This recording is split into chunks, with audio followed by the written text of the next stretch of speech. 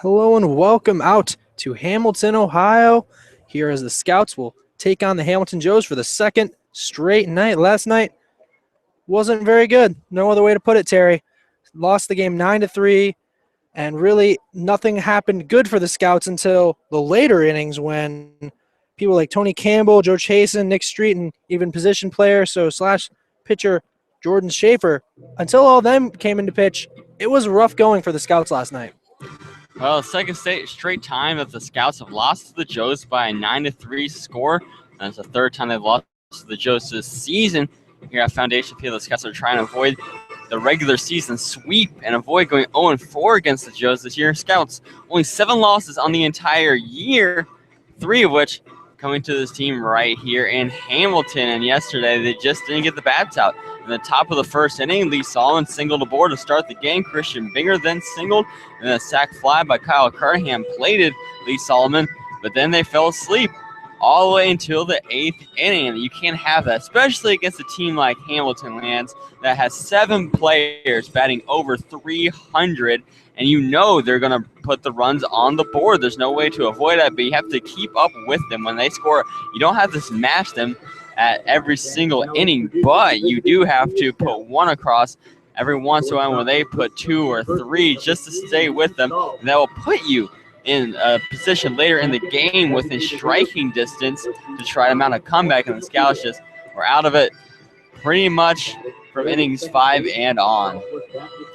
See, what I was saying yesterday is it almost doesn't matter who the Scouts had pitching because it didn't really matter. The Joes found ways to plate runs just about every single inning. They started off the game with a 3-spot after a 3-run home run from Hunter Owen. Then they had 2 runs in the 3rd, the 4th, and the 5th innings. When you give up that many runs, Terry, there's just no way you can win unless your bats are able to keep up. And yesterday, like we said, the bats just didn't wake up. They woke up on Sunday after Zach Wiley yelled at them to wake up, but maybe a little more of that would have helped the hitters yesterday for the Scouts. And today you'll see if a new day on the mound and a new pitcher, Joey Levitt, getting his first start of the season. And Lance, his first start since he was in high school, as he was redshirt this year at Cypress College, but is normally a reliever anyway. This will be his 9th appearance on the season. That's going to be tied for most on the team, but we've never seen him in this role before. Yeah, it's absolutely right. I was sitting next to him on the buses on the way over because our new discipler asked who was starting tonight, and Joey's like, I'm starting. And somebody thought it was Ben, and they were incorrect. And Joey's like, well, I don't really know how to approach a start because as a reliever, you just kind of hear, okay, 5 minutes until you go in the game, better go get ready. He had to learn how to start again because, like we said, hasn't started since high school.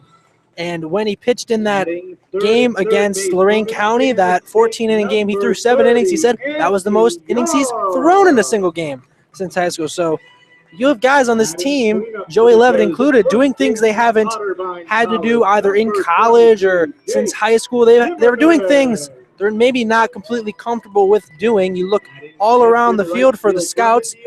Jonathan Bravo came to us as a shortstop. Christian Baker comes to us as an outfielder. He's playing second.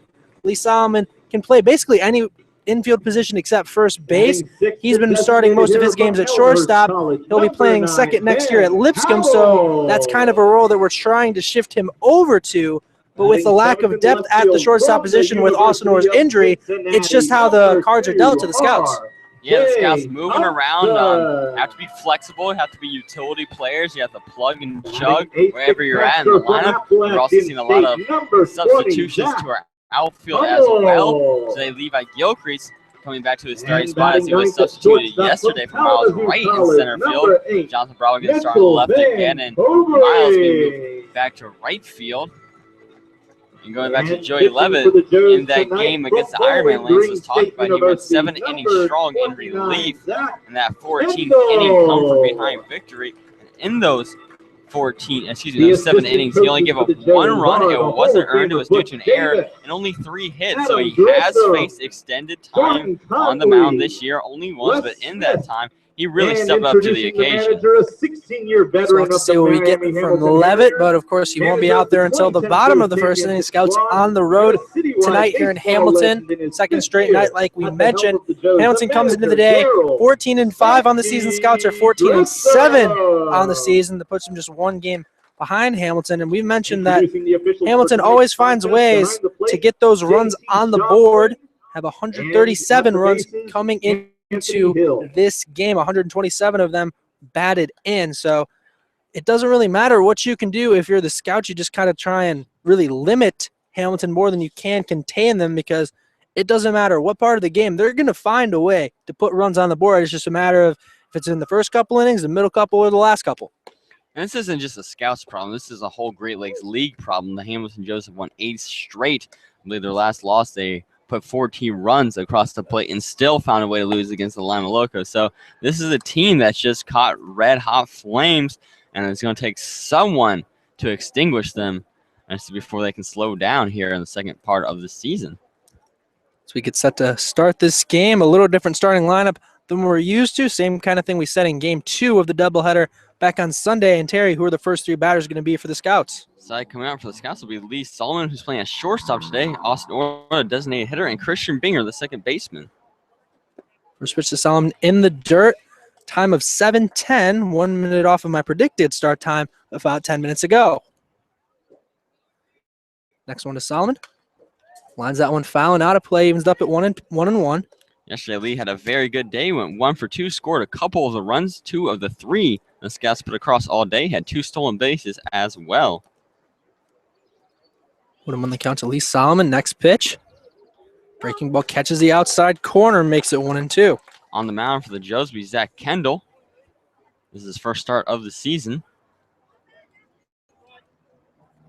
And now the 1-2. Thought about that one. Able to hold up that in the dirt. Evens it up at 2-2. And Zach Kendall, like you mentioned, his first start of the year comes to us from Bowling Green State University, a favorite of Terry and myself, because that's where we go to school. Has 5 2/3 innings pitched, 8 strikeouts, 5 walks, has not given up a hit yet. That next one's grounded just foul out of the batter's box from Solomon. We'll try again at 2-2. Something Lance and I talked about yesterday with a 17-player pitching staff. A lot of these guys not getting a lot of time. Only 5 2/3 innings here for Kendall, and they're already at 19 games through the season. Now the 2-2. Grounded towards Vancouvering over at short. And he'll get that one over to Zimmerman in time for out number 1. So 1 up, 1 down. Kendall still continues the streak of not giving up a hit. And Austin Orr is going to try to break up. So Austin Orr coming up to the plate. He's 1 for 2 against the Joes. That dates back to last week's series. First offering to him. Catch the outside corner for strike 1. Austin, to start the year, is a permanent fixture at shortstop for the Scouts. But he's dealing with a shoulder injury that only allows him to hit, cannot throw. The 0-1. Same exact location for strike number 2. Quickly 0-2 to Austin Orr. So we will not see Austin in the field ever until he is recovered. And now the 0-2. Wasted that one to the outside. Not too far outside, though. 1-2, the count to Orr. It's also a good frame job by catcher Zach Hummel from Appalachian State. Now the 1-2. Misses with the breaking ball. Evens up at 2-2. And Austin, like we mentioned, with his injury, basically can only play the DH role, and yet he's still a second on the team in walks with 11. Now the 2-2. And that one's grounded over to Young at third.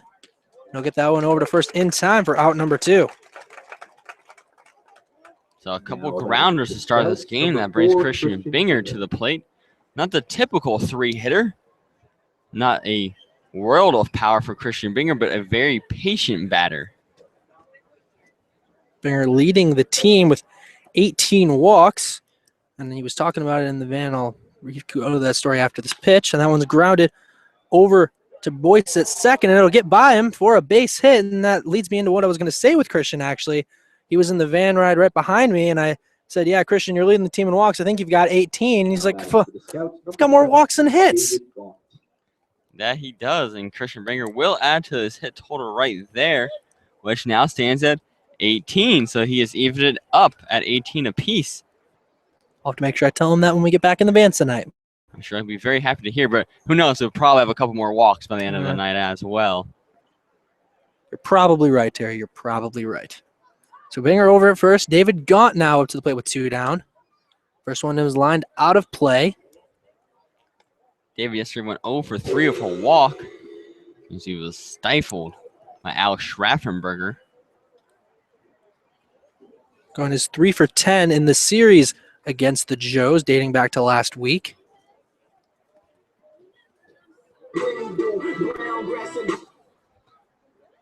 As time is called to make sure the music stops.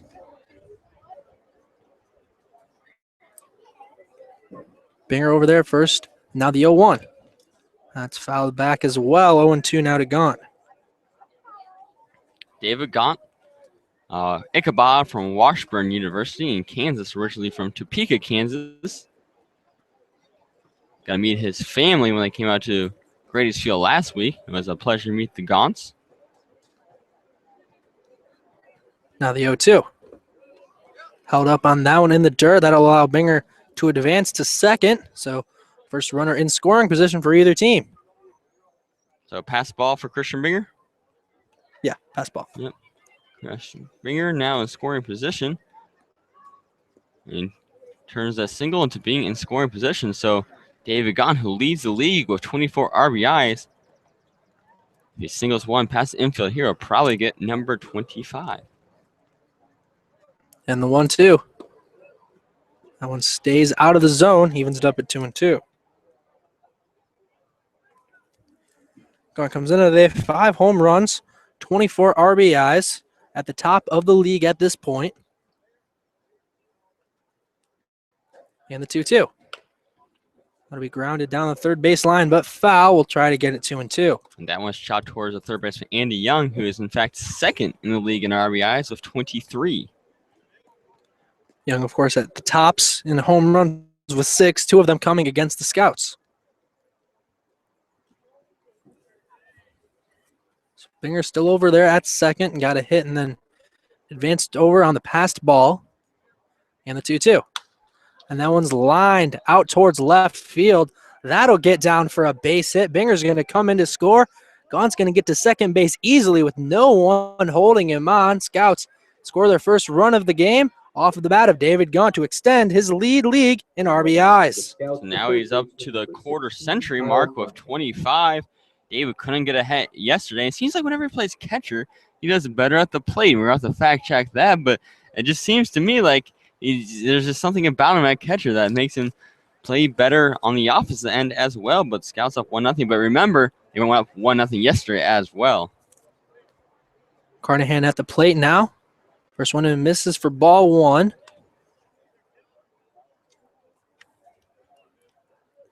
Gone over on second after the RBI double. Next one to Carnahan. In there for a called strike 1. He evens it up at 1-1. We do have some other games in the Great Lakes League going on tonight. Grand Lake Mariners up on the Southern Ohio Copperheads. 1-0. That one in the bottom of the second. That'll be a doubleheader. Now the 1-1. Hard swing and miss at that one. 1-2 to count to Carnahan. Should be a late doubleheader. This is the first game. The second game scheduled for 9:30. Wonder if they're going to do a 7-7. 1-2 the count to Kyle Carnahan. Scouts on top, 1-0 here in the top of the first. And the 1-2. That one's fouled out of play just over our heads. Try it again at 1-2. Reminder, if you retrieve a foul also in action, the Licking County Sellers take on the Northern Ohio Baseball Club. Sellers trying to keep up with the Lorain County Ironmen for that 6th and final spot in the playoff standings as we're about halfway home with the regular season.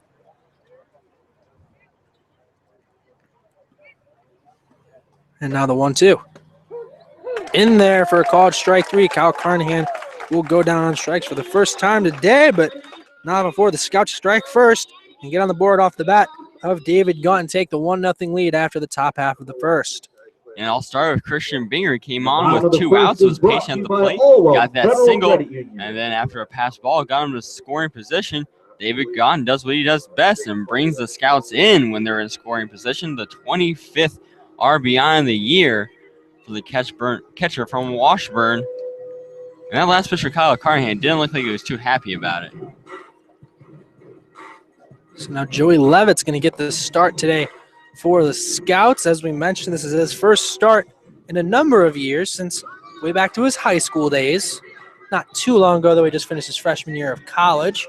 So, Terry, what should the fans at home know about Joey Levitt? Joey Levitt's a righty from Cypress College in California. Joey originally from Oklahoma. Then his family moved to California. His dad a scout with the Minnesota Twins, so a guy who's been around baseball his entire life. Didn't have any college stats, but this year for the Scouts so far, he has 1-0, a 1.86 ERA, and has had 19.1 innings pitched. As we mentioned before the game, this will be his 9th appearance on the season, his first start. The 9th appearance is tied for most on the team. He's a 2-to-1 strikeout to walk ratio, as he has 12 strikeouts and 6 walks. Joey's been one of the most consistent relievers in the Scouts pitching staff. So each team and their pitcher getting their first start of the season. Now as we get set to start the bottom of the first, Terry, who's coming up for the Joes? Coming up for the Joes, we'll start with the center fielder, Daniel Neff. Then it'll be Murderer's Row. Starts off with Jackson Boyce, the second baseman, Andy Young, the third baseman. The 2 through 5 batters for this Joes lineup, all hitting .375 and above. And Lance and I always have to say before we start introducing them as such, but we call them Murderer's Row because they've just been dominating the Great Lakes League this season.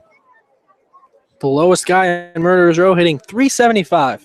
That tells you all you need to know. Yep, and it used to be higher. Back when they came to Grady's Field, they're all batting .404 and above. So Daniel Neff in there at the plate. First pitch from Levitt. In there for a called strike 1. Neff is 2 for 9 in this series with the Scouts. Now the 0-1.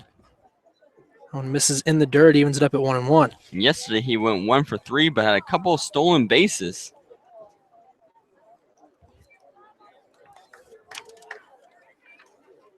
Now Levitt getting set back up on the mound. Neff comes from Millersville University. 1-1 misses way outside. 2-1 the count.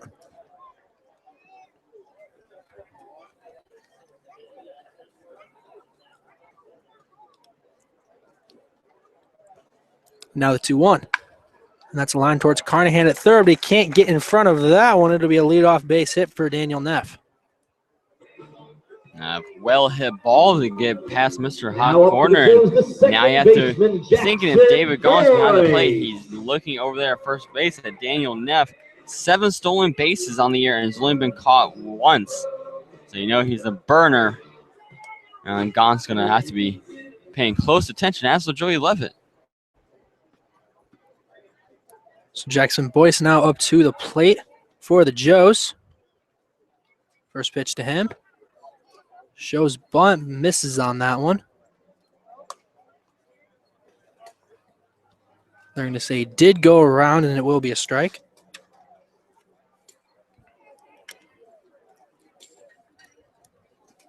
Neff still over there, first after his leadoff hit.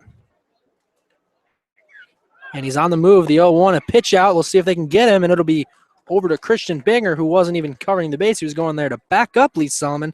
Neff in there easily for the steal. That's the problem when you have an middle infield of Christian Binger and Lee Solomon, those that they're some shorter players on the team, so a lot of those throws to second base go over their heads.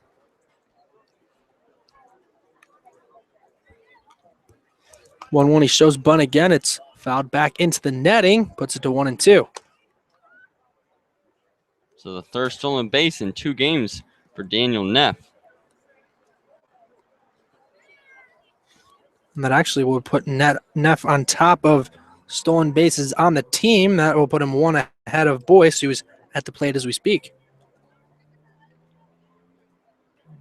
And now the 1-2. That one misses low for a ball, evens it up at 2 balls, 2 strikes.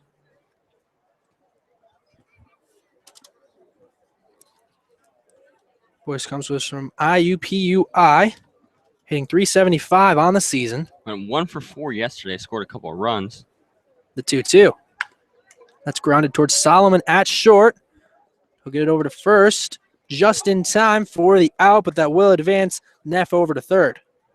Good play by Solomon, though, because it'd be very bittersweet if he was able to watch Neff go by him to third base and Boyce beat it out, but a nice rocket arm. And only 1 out, though, for a runner on third base.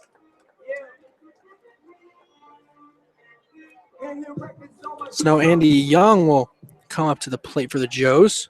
Has 6 home runs on the year and 23 RBIs.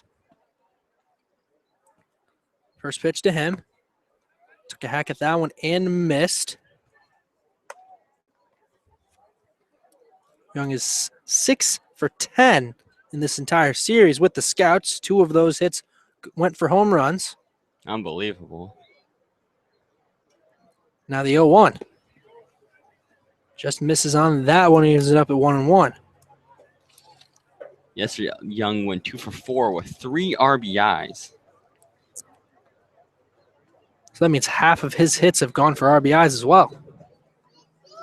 Next one to Young, and that one skied out towards left field. That'll stay in the yard, but can Bravo get to that? He will not. That one hit very well and just went a little too foul, so if Young can straighten that out, that'll be trouble.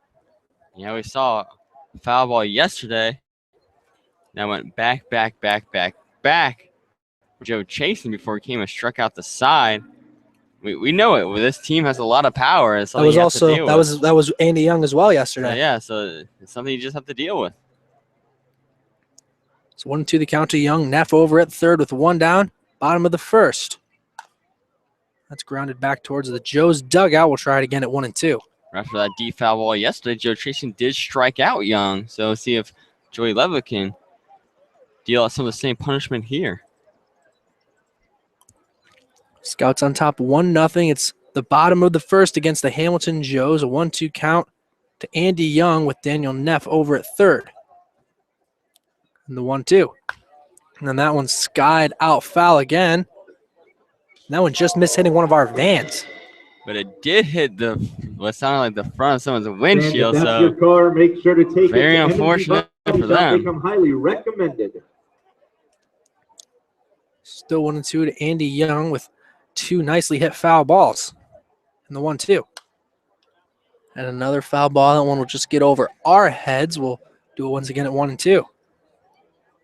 Andy Young, if a long at bat here, he's a great hitter, so you gotta expect him to foul off a couple of pitches before he would go down.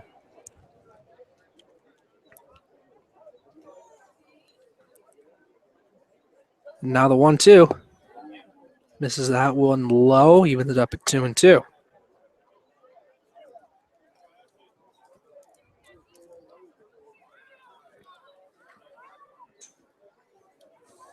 Neff still down at third for the Joes with 1 down in the bottom of the first. The 2-2. Swung on and missed. He is able to get Young to go down on strikes just like Joe Chasen did yesterday. And that just shows the composure of Joey Levitt because he saw a couple of pitches that if straightened out would have gone for home runs, but he goes right back at him and gets the strikeout. Picnic still isn't over, though, is still right in the deep of Murderers Row. Jake Zimmerman now up to the plate. 479 average coming into today. First one to him. It's grounded towards Carnahan at third. He'll take a step and get that one over to Cale Giddings at first in time for out number 3. So no damage done through 3 out of 4 hitters in Murderers Row. That was very impressive from Levitt because the player you wouldn't think to get on, Daniel Neff, who came into the game batting .250, gets on, steals the base, gets to third with only 1 out. And then with Andy Young batting .400, Jake Zimmerman leading the league at .479, you just kind of assume he's going to get home, but Joey Levitt works right back in there, gets the strikeout, then a ground out in quick succession. So the first start of the season from Joey Levitt, but looks completely comfortable out there in the first inning. So Levitt looking good in his first inning of his first start of the season, and hopefully that can continue for the Scouts. They lead 1-0 after one full inning of play. So now we get set for the second inning here in Hamilton, Ohio, as Zach Kendall taking his couple warm-up pitches for the Joes. This is his first start of the year as well. We talked about how deep the Joes pitching staff is, 17 arms deep, and even if you're a starter, you're not going to get as many innings as you'd like because the innings can go to just about anyone in that rotation. And it's a tale of two stories here. The Scouts all year long have been looking to get new pitchers into the rotation to keep the arms rested, especially on weeks like this where the Scouts play 6 games in 6 days. Yesterday we saw the debut of both Steve Juergens, who has come to us recently. He's only going to be playing on Tuesdays and Thursdays if he can play. And then Jordan Schaefer, who plays both short. He started at short yesterday and comes in for relief pitching. And Schaefer did very well in the 8th inning. He was able to go 1-2-3. So now Bravo up to the plate. First one to him misses for a ball. And Terry, who's going to be coming up after Jonathan Bravo? After Jonathan Bravo will be Cale Giddings, the first baseman, and then Levi Gilcrease, the center fielder. Next one to Bravo, swung on and missed. Evens it up at 1-1. So we're at the 6, 7, 8 batters. And yesterday, Jonathan went 3 for 4 with an RBI. It was his best day of the year, now batting over 300. 1-1 to Bravo, misses again. 2-1 the count. Bravo batting .305, one of 3 players on the team over 300. The 2-1, and that one's hit over towards Boyce at second. And just got that one over to Zimmerman in time for the out. And Bravo, he's not going to give up on any single play, no matter how bleak it looks, and almost made something out of nothing right there. He's a hustler, homie. As we saw, Jonathan Bravo almost beat out that 4-3. And that one was kind of awkward because it bounced right in front of Boyce at second base. I don't have time to comment on hustling homie, so I'm just going to let that one go. Luckily for you, Terry. The 0-1 to Cale Giddings. Now it'll be fouled out of play, evens it up at 1-1. Cale getting the start at first tonight. Guy that's only been on the team for a couple weeks now, came late, trying to get more at-bats. Now the 1-1. Just misses on that one low. 2-1 to Giddings. This will be just his 13th at-bat with the Scouts, a 167 average. The 2-1. And that one's lined way out towards deep left field. And that one will be caught right at the warning track. Giddings got all of that ball, but just not quite enough. Yeah, he got a little too far under, and just it shows us again the speed of Daniel Neff, because off the bat, I thought that one was going to be warning right around the wall. Didn't think Neff would be able to get to him. Hung up a little bit, so it's just a little more, and that one's out of here, but it just goes down for an out because of the speed of Daniel Neff. See if Gilcrease now up to the plate for your Scouts. First one in will show bunt, and that one will go down foul down the third base line. Levi has been known down to throw a bunt or two. Comes into this game batting 197, center fielder from Baylor University. Levi didn't get the start last night, but is 0 for 7 so far against these Hamilton Joes. 0-1 breaks right in there for a strike. 0-2 to Gilcrease. Gilcrease does have 5 steals on the year, so if he can get on base, he's definitely a threat to run.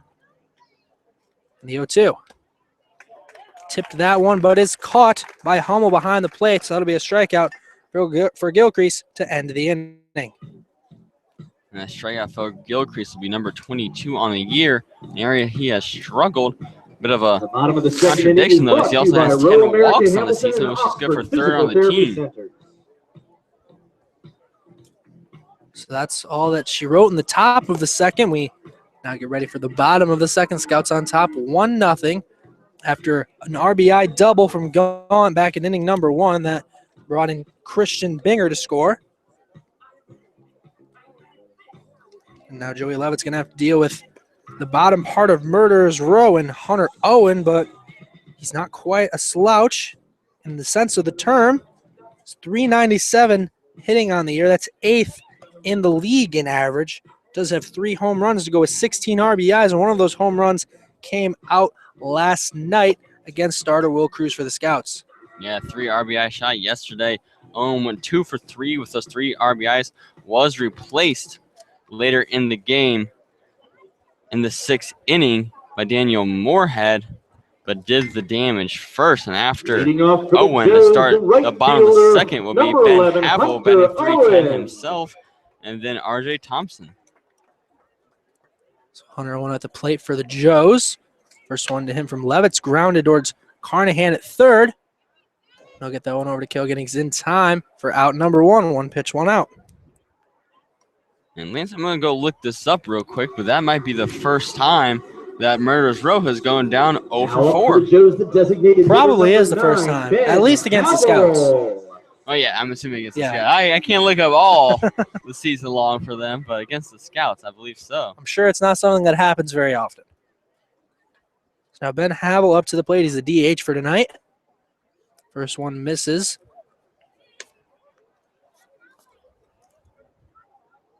Havel comes from Elmhurst College, also a pitcher. Next one to him. Misses low for a ball 2-0 the count. Yesterday he played some left field, and at 6'7" was the biggest left fielder I've seen in my entire life. Now the 2-0. Catches outside corner for strike 1. 2-1 now to Havel.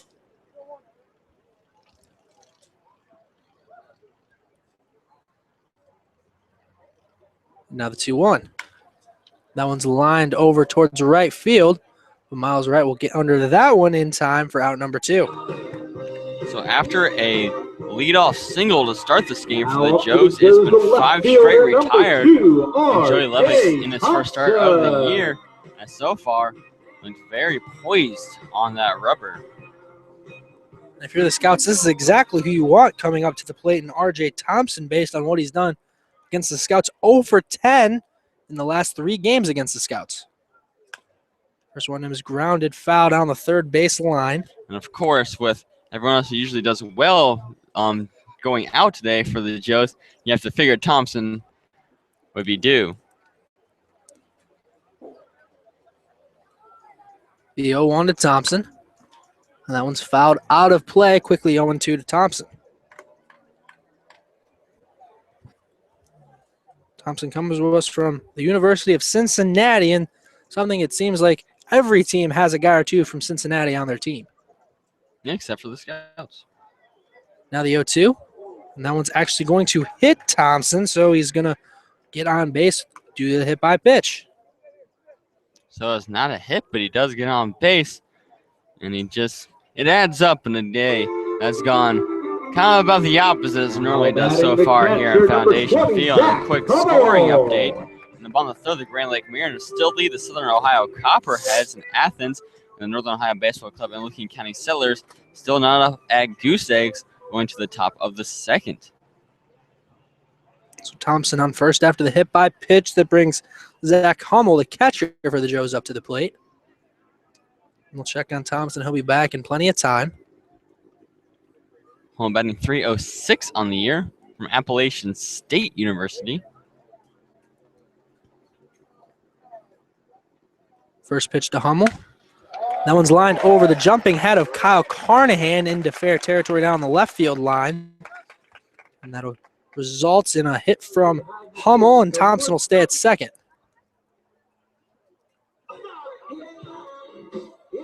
So Scouts in a little bit of trouble here at the bottom part of the lineup. As the 7 and 8 hitters both get on with a hit by pitch and a single, and that's going to bring Mitch Vancouvering, the shortstop. So Vancouvering now up to the plate, comes with us from Kalamazoo College. We'll have Thompson on second, Hummel on first with 2 down here in the bottom of the 2nd. First one to him. Misses low and outside for a ball.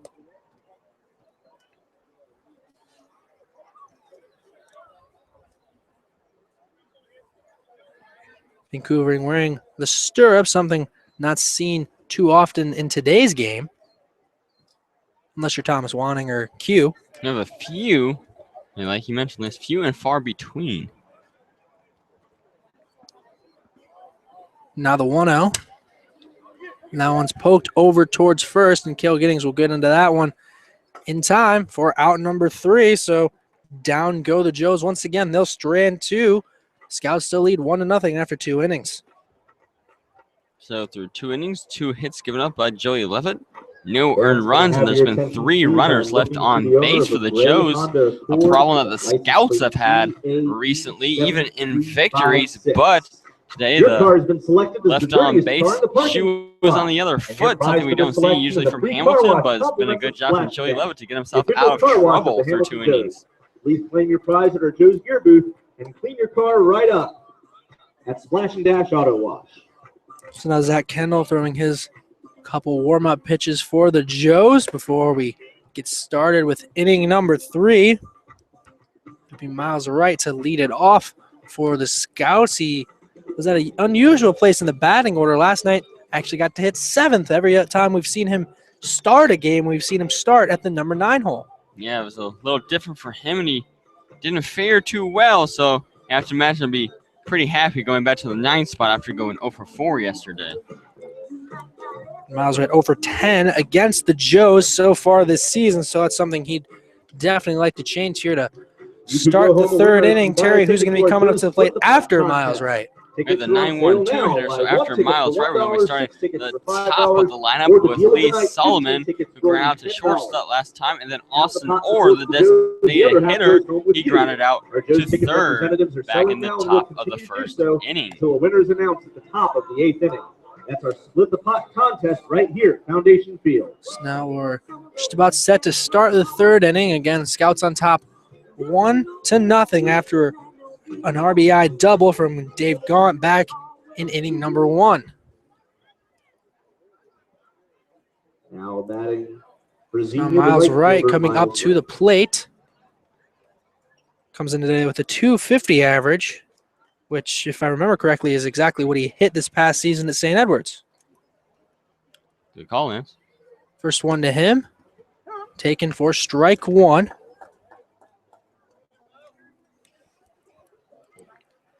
We always give Miles guff for bunting, so doesn't look like he's going to be bunting in this at-bat. Let's just see Young kind of playing in on him. Takes a hack at that 0-1 pitch and misses 0-2 to Miles Wright. Yesterday we saw Young playing right around the grass at 3rd base, and Miles did try to lay one down. Next time we saw Young move all the way up to see if he's learned from yesterday's game. Now the 0-2. And that one's lined back up the middle. That one will get through for a base hit. So Miles gets his first hit against the Joes. And the streak is over as they throw back to Jake Zimmerman at first base. Seems like he can catch Miles off guard, but back in plenty of time. Very dangerous, though, as Zimmerman, a big man himself, stands about 6'3", had to jump all the way up for that one. Might have bounced into the Scouts' dugout if he couldn't get his leather on it. Now Lee Solomon will come up to the plate. Andy Young way inside the 3rd base line. He's in the grass awaiting a potential bunt. Miles on the move. Lee tried to get a piece of that one, but Miles is going to be safe at 2nd. That'll be his 6th steal on the year. And that was a perfect throw from Zach Hummel to Jackson Boyce. Couldn't have done it any better, just too fast. A great get-off from Miles Wright as he was moving from the get-go. Slid in feet first, and just in time to get that tiptoe on the bag. So 0-1 now to Solomon. Next one to him will actually hit him, so he'll walk over to first after the hit by pitch. So 3 hits given up by Zach Kendall, and now 4 base runners have been put on after that hit by a pitch to Lee. Scouts threatening again here in the top of the 3rd.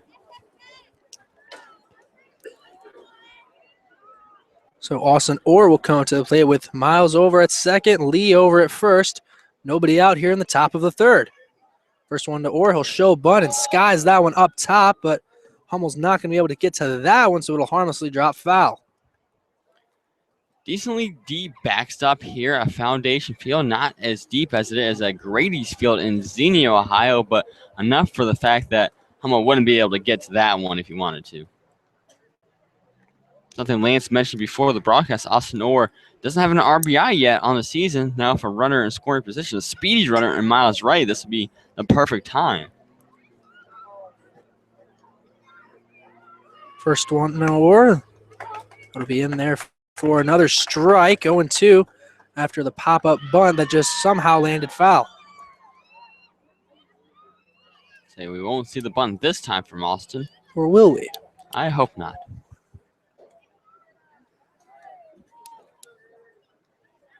And now the 0-2.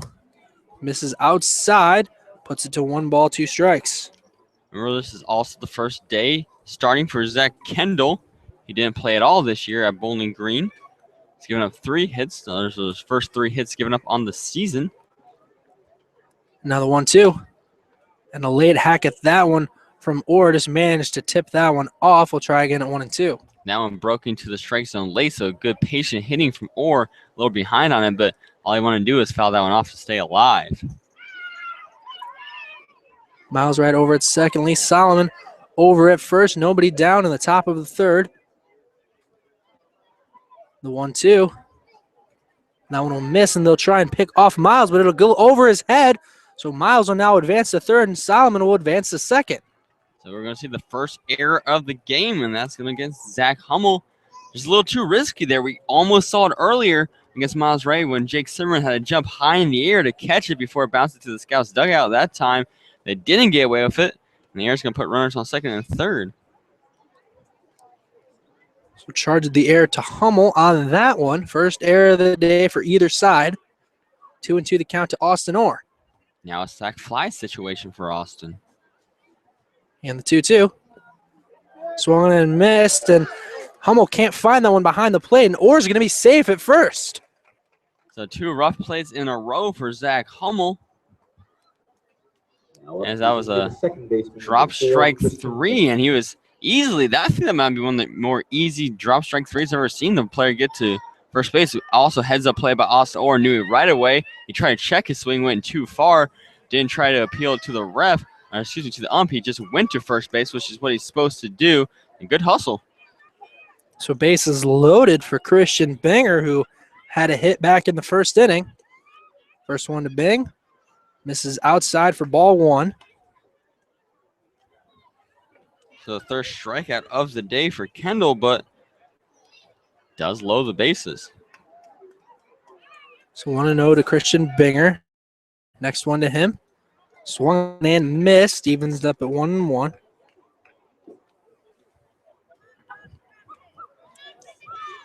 Binger at the plate. Austin Orr over at first. Lee Solomon at second. Miles Wright over at third. The 1-1. And that's grounded over towards Boyce at second, and that'll get by him. That'll score 1. And Solomon's going to be in there as well. So a 2 RBI single from Christian Binger. And Lance had left like the exact same spot where Christian Binger had a 2 RBI game-winning single against the Lima Locos a couple of Sundays ago back at Grady's Field in that comeback victory. He loves hitting it right past the first, second base gap. Good job by Christian Binger perfectly placing that ball, and he's already 2 for 2 today. So Orr's going to be over at second. Binger over at first after the 2 RBI single. That brings David Gaunt up to the plate. Scouts on top 3-0. That one's in there for a called strike. 1 to Gaunt. Now I'll put Binger now of 10 RBIs on the year.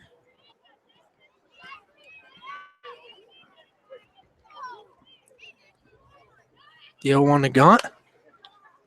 That one will fly out of play. Puts it to 0-2. Binger's one of only 4 players on the team in double digits of RBIs, as he now has 10. That ties him for second with Miles Wright and Levi Gilcrease. So 0-2 the count to David Gaunt. Scouts on top 3-0. It's the top of the third inning. Gaunt will line that one back over to Coach Cates. Almost was able to grab that.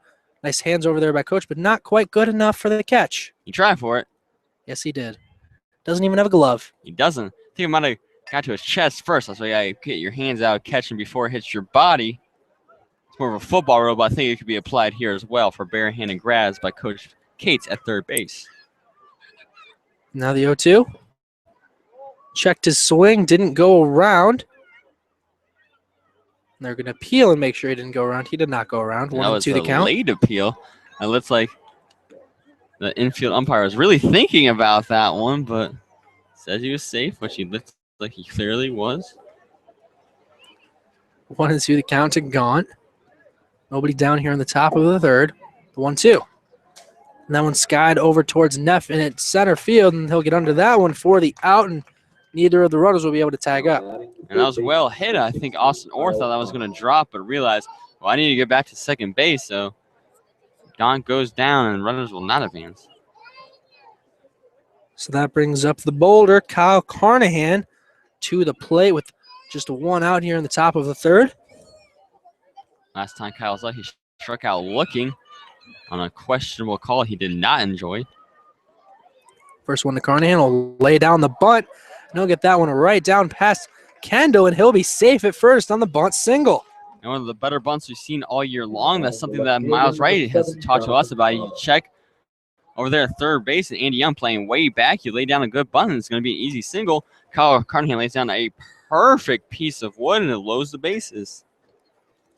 So to load up the bases for Jonathan Bravo, the star of yesterday's game. He went 3 for 4 yesterday. Is 5 for 12 against the Joes this season. One of the few players to have some success against Hamilton. Came in the game third on the team and batting average at .305.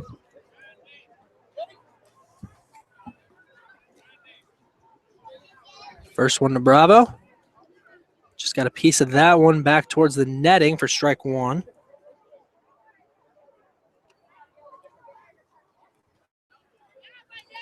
Bravo, like you mentioned, near the tops of the team in hitting with a .305 average coming into the game. Now the 0-1. And that's just grounded down third base line, but foul. Quickly 0-2 to Bravo.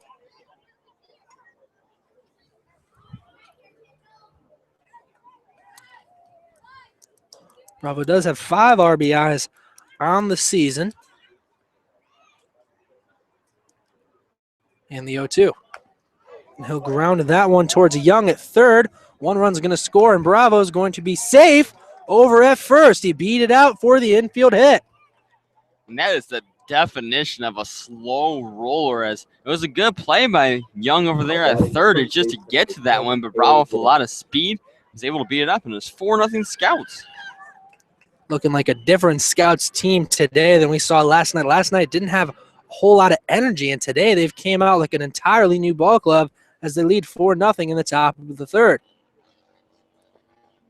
First one to Cale Giddings will miss low for ball one.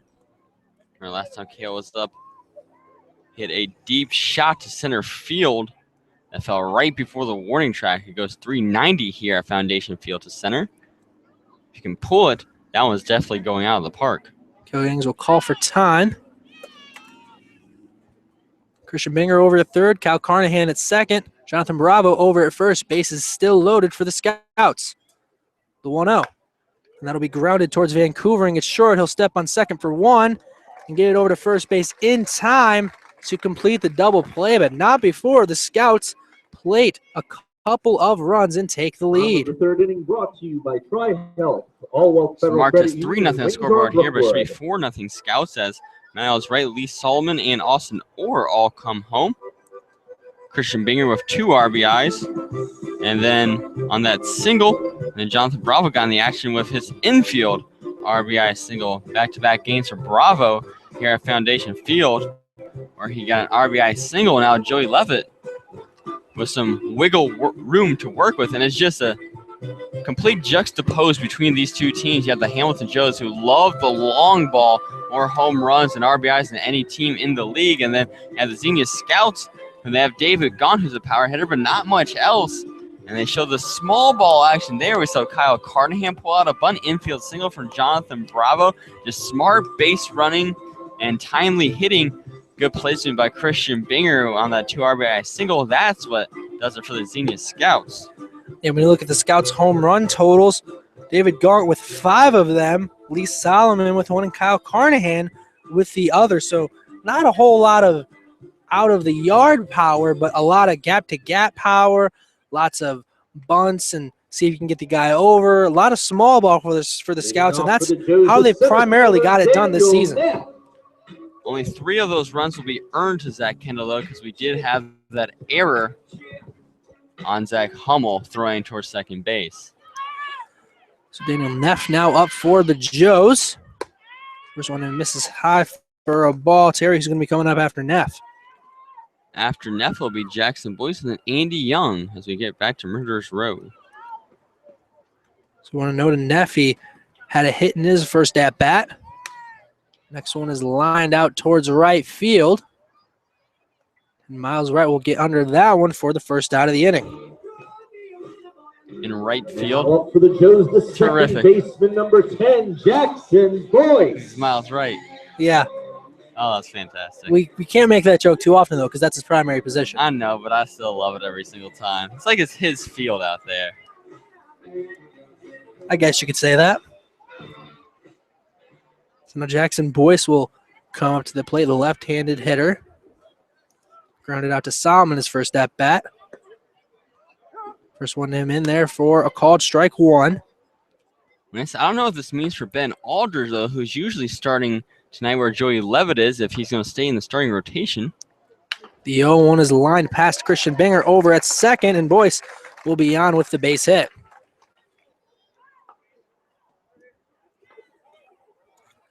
So that'll bring Andy Young up to the plate. He struck out in his first at-bat, but came into the game hitting .400, so definitely capable of putting the ball in play. Yeah, Jackson Boyce, the first hit for Murderers Row. You can't keep him down for too long, but you can limit them. That does set up a double play ball here for Young. Boyce with 7 steals on the air. We'll see if he's off and moving on Levitt. They're going to check on him over at first. He's back safely. And Levitt also well aware of that. And, of course, Daniel Neff got steal number 8 on the season earlier, so we have to think Jackson Boyce wants to tie up his teammate. First one to Young. It's grounded towards Solomon. It's short. He'll get it over to second for 1 and back over to Kale at first in time for the inning-ending double play. So like we said, right before Young came to the plate, the double play ball was set up perfectly, hit to Lee Solomon. Looks like he juggled it maybe just a tad when he first got it, but then he got to Christian Binger, and a good turn from second to first. Well in time to put down Young for the second time today. So after getting up a hit, Scouts get out of the third. So the Scouts have Young ground into the inning-ending double play to limit the damage against Murderers Row, but they'll have to deal with Zimmerman and Owen when it comes back around to the bottom half of the fourth. But through 3, Scouts on top 4-0 over the Hamilton Joes. And if you remember correctly, they lost 9-3 each of the last 2 times against the Joes. So definitely encouraging from the Scouts through the first 3 innings of play. In the first game back at Greatest Field, they lost 7-6, an absolute heartbreaker. They were up 5-0 in that contest, and then the Joes came all the way back, and that happened on a go-ahead 3-run home run from Andy Young in the top of the 9th, and that was just crushing to the Xenia Scouts. So now Kendall throwing his couple warm-up pitches for the Hamilton Joes. Now Terry, who's going to be coming up for your Xenia Scouts here in the top of the 4th inning. In the top of the 4th would be the lone batter who didn't come to the dish in the top of the 3rd, Levi Gilcrease, who struck out swinging back in the 2nd, followed by Miles Wright, who started off that 3-run inning, and then back to the top of the order with Lee Solomon for his 3rd at-bat of the day. Gilcrease now up to the plate to start the 4th. First one to him is skied up towards first. That'll go into foul territory, and Boyce is going to drop that in foul territory. So that'll just be a foul ball and a close play there down that first base line.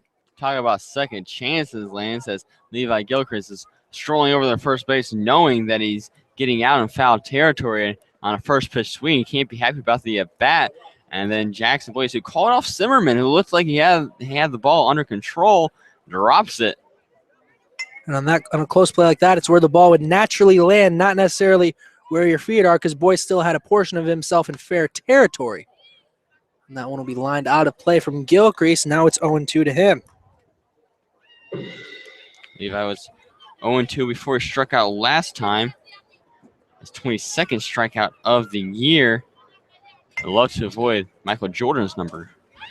The 0-2 will miss. Hummel not able to corral that, but nobody on base, so doesn't make much of a difference. 1-2 now to Gilcrease. Kendall has had a strikeout in his first 3 innings. The last one to Austin Orr resulted in a dropped third strike, and he eventually scored. 1-2 to Levi. That one's in the dirt as well. Evens it up at 2-2. Zach Kendall getting up there in pitch count. Now up to about 64 pitches on the day.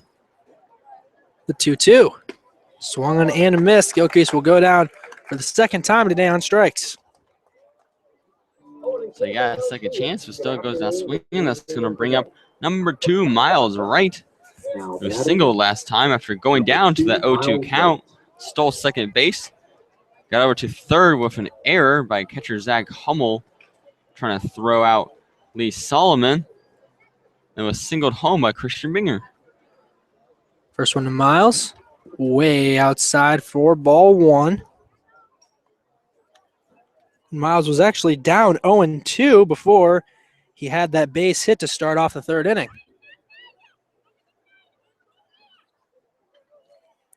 So now the 1-0. And that one's lined right at Boyce, and he'll get under that one for the second out of the inning.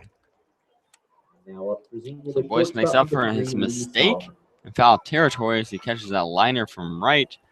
The 1-2 Scouts go down to start here in the top of the 4th, and we'll be back to the top of the order of Lee Solomon, who's 0 for 1 today. Got hit by a pitch last time before he came around to score. First one to Solomon misses for a ball. Solomon came into the day hitting .313. The 1-0. Just misses outside again, 2-0 to Solomon.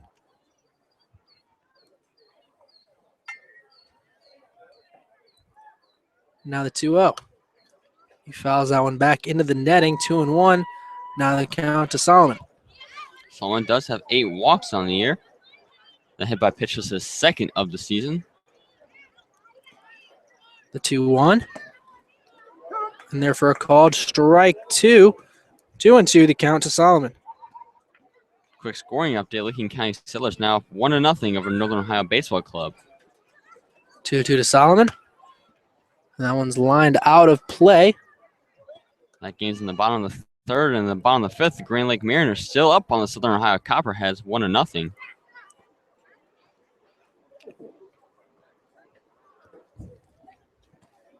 Now the 2-2 to Solomon. In there for a called strike 3. That'll be the 5th strikeout of the game for Zach Kendall. Kendall looked really good that inning, striking out the 1st and 3rd batters, and Levi Gilcrease and Lee Solomon. So after putting 3 across the board, in the 3rd inning, the Scouts go down 1, 2, 3 in the top of the 4th. So now Joey Levitt out there getting ready for his 4th inning of work. The Scouts on top by a score of 4-0. Just finished the top part of the 4th inning. Lance Morris alongside me, Terry Lash, as we bring you each and every game for the Xenia Scouts this summer. We thank you for making us a part of your day, whether you're live tuned in all the time here on our live stream or you're just checking us out on Twitter, Facebook, Instagram, any of our social media sites. We thank you for making us a part of your summer. Also, I'd like to remind everyone that tomorrow night will be community night at Grady's Field. The Scouts have a special start time at 6:05 when they take on the Lake Erie Monarchs.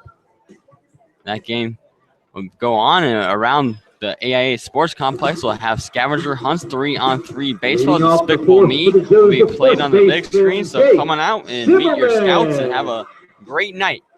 July 2nd at the AIA Sports Complex. How are you going to play 3-on-3 baseball? Did I say baseball? You said baseball. Well, you could play 3-on-3 baseball if you're very creative. You could, but it'd be very difficult. You got a batter, a catcher, and a pitcher. That's all you need. First one to Zimmerman will be down the third base line. Fair past Kyle Carnahan. Bravo gets to that one. Zimmerman's going to get over to second base sliding and be in there with the double. So Zimmerman now 1 for 2 today. Came in game batting 479. Now Tops in the batting, league. number 11, the right Batted fielder, over Hunter 400 this Owen. year at Otterbein College. So you know Scouts won't be able to keep him down for too long. So Hunter Owen will be coming up to the plate. Grounded out to third his last time up. That was back in the second inning. First one to Owen. Misses for a ball.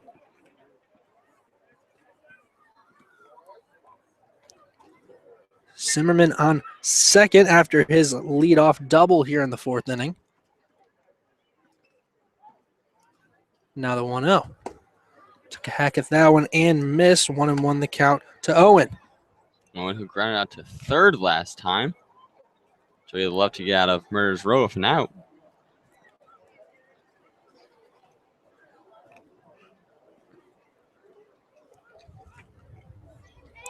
Now the 1-1. Owen's just fouled back. 1-2 now the count to Hunter Owen. Scouts came into this game number 3 in the league. As a reminder, if you in retrieve the the foul ball, be standings. sure to take it back to the souvenir stand where you'll get a special They're prize. percentage points behind the Lima Locos. But it's weird because they're a game behind the Hamilton Joes. Locos are a game and a half behind, but the Scouts are behind the Locos. And that's how percentage points works because they're stupid. The 1-2. And that one's skied out towards left field. And that one's going to go foul, but that one was launched. And that would have been a homer if he could have made it a little straighter. I think it hit a shed over there. It hit something if it actually landed. So just 1-2 now to Owen after the long foul ball and the pitch. And that one's launched out towards left field once again. And that one's going to get down for a base hit. He's going to round second and stay there, and that will score Zimmerman from second to make it a 4-1 ball game. So the first run of the day given up by Joey Levin, and back-to-back long doubles here. Now up for the Joes, the Gotta put the designated Joes hitter in some number business. 9, Ben Havel. Now that's 4 RBIs through 2 days for Hunter Owen in 5 at-bats. So now Ben Havel will be up to the plate, the DH. Owen over on second after his double.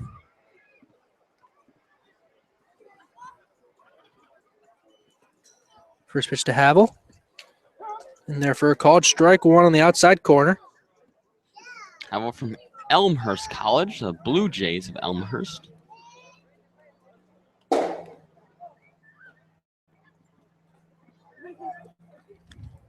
Now the 0-1.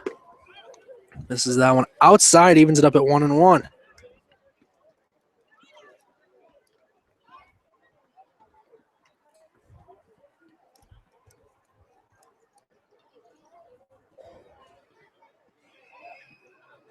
And now the 1-1. Swung on and missed from Havel, 1-2 count. Havel came into the day hitting .310. Does have 5 RBIs on the season.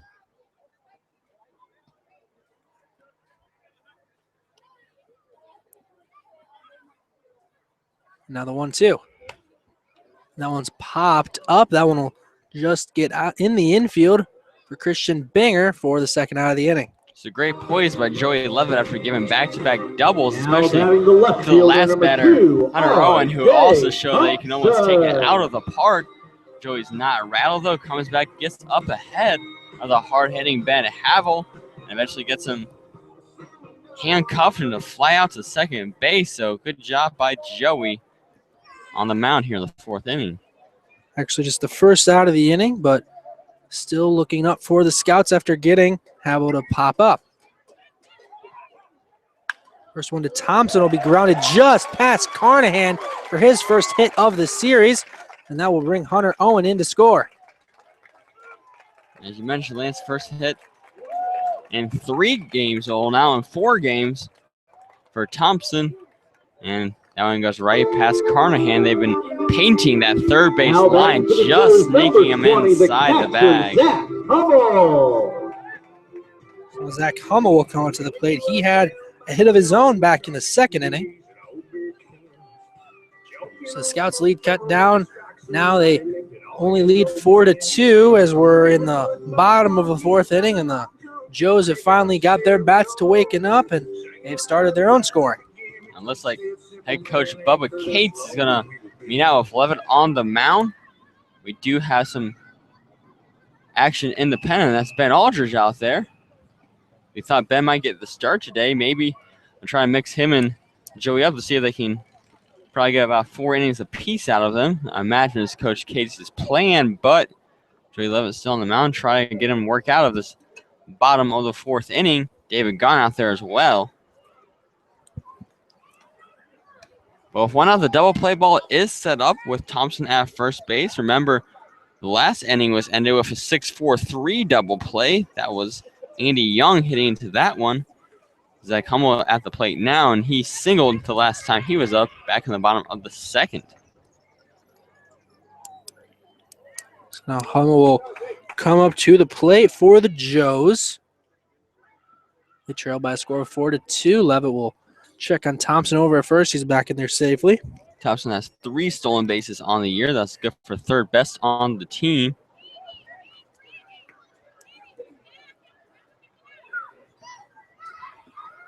Thompson's on the move. First pitch to Hummel, swung and missed, and they're going to say it was just a strike. I thought he might have gotten a piece of that one.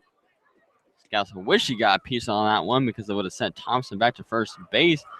Because of that, in the pass ball, we're going to see Thompson at second now. So Thompson on second. It's an 0-1 count to Zach Hummel. Came into the game hitting .306.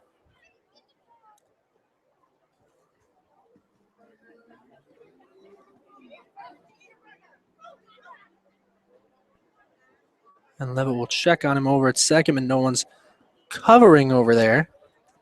Most importantly, with that pass ball, Scouts no longer have that double play option that they had before.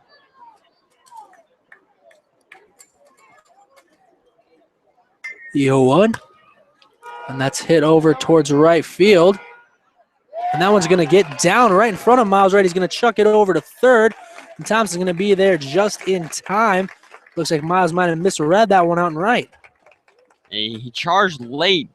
He didn't get as big of a running start on it as he would have liked, but a perfectly dropped blooper from Hummel, who's now 2 for 2 today. And now there's going to be runners on the corners. Shortstop Mitchell Scouts to be in trouble as that's the 4th hit given up here in the 4th. We only had 3 hits given up through 3 innings before that.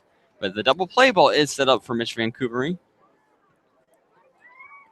And that's going to end the day for Joey Levitt as Coach Cates walks out to the mound once again. So we would think it's Ben coming in. And it's going to be Ben Aldridge, and Joey Levitt finished his day. He pitched 3 1/3 innings. That would be his second longest outing of the season. He gave up 7 hits and 2 earned runs, and both the runners on first and third, if they come home, will be earned to Levitt. So now Ben Aldridge will come in with 2 guys on, just 1 down. It's the bottom of the 4th inning. Scouts on top 4-2. So it's been a while since we've seen Ben Aldridge on the mound. What should the fans know at home about Tupelo Thunder? Ben Aldridge from Tupelo, Mississippi, as Lance alluded to.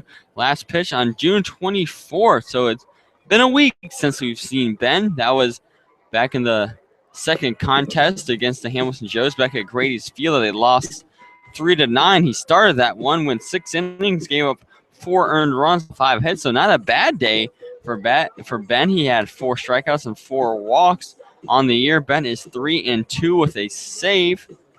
He has 21 strikeouts and 11 walks and threw 25 innings pitched. From Arkansas, Monticello, transfer from Itawamba Community College in Mississippi. in a difficult spot now, but he has been put in tough spots this year. If we go all the way back to June 4th to start the season, that 5-0 win against the Lake Erie Monarchs, he came into that game with bases loaded and struck out a couple of batters to get out of it. So here with runners on the corners, would love to do the same thing against Mitch Vancouvering and Daniel Neff. So Mitchell Vancouvering up to the plate for the Joes. They've got runners on the corners with a 1 down. It's the bottom of the 4th inning. Scouts on top 4-2. Ben Aldridge coming into the game in relief of Joey Levitt. First pitch from him in there for a called strike 1. And Ben Aldridge will work faster than any pitcher you've ever seen. That is factually correct.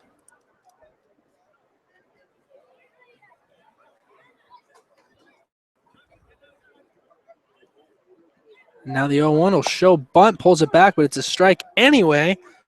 To the count to Vancouvering. And normally in sports, when you say more than you've ever seen, that's a pretty bold statement. Not very bold to say that about Ben. It's pretty low-key, actually. Yeah, he's going to work a little slower when there's guys on, but nonetheless, he's working fairly fast.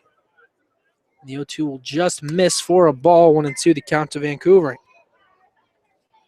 Joe's now with more hits than the Scouts in the game with 7 compared to the Scouts 6. And they've put 4 hits on Joey Levitt in the 4th inning. 1-2, and that one will be in on the hands of Vancouvering. He fouls that one off to stay alive. Vancouvering flew out to Cale Giddings in foul territory last time. Came in the game batting only 200.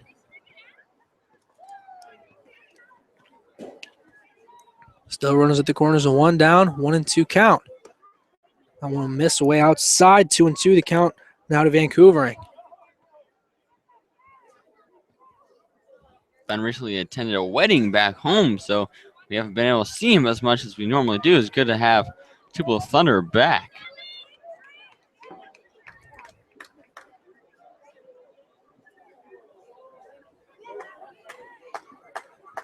Ben now comes to his set, 2-2 count, and the pitch.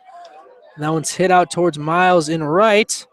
He'll get under that one for the out, but that will send home Thompson, and he's going to be in there easily. So a sac fly from Mitchell Vancouvering. Cuts it to a 1-run lead. Now batting for the Joes, the center fielder, number 3, Daniel Neff. So now Daniel Neff will come up to the plate for the Joes. And that run will be earned to Joey Levitt as R.J. Thompson had a single off of him. So Scouts still on top 4-3 on the Joes. First one, Neff in there for a strike.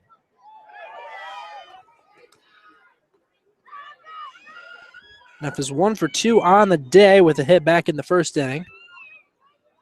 The 0-1. Misses that one inside, evens it up at 1-1.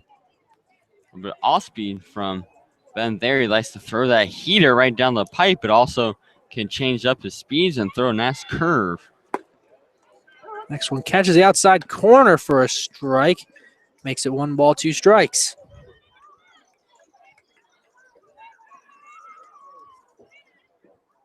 So Hummel still over there at first for the Joes. And the 1-2. That one will be lined out of play. We'll do it again at 1-2.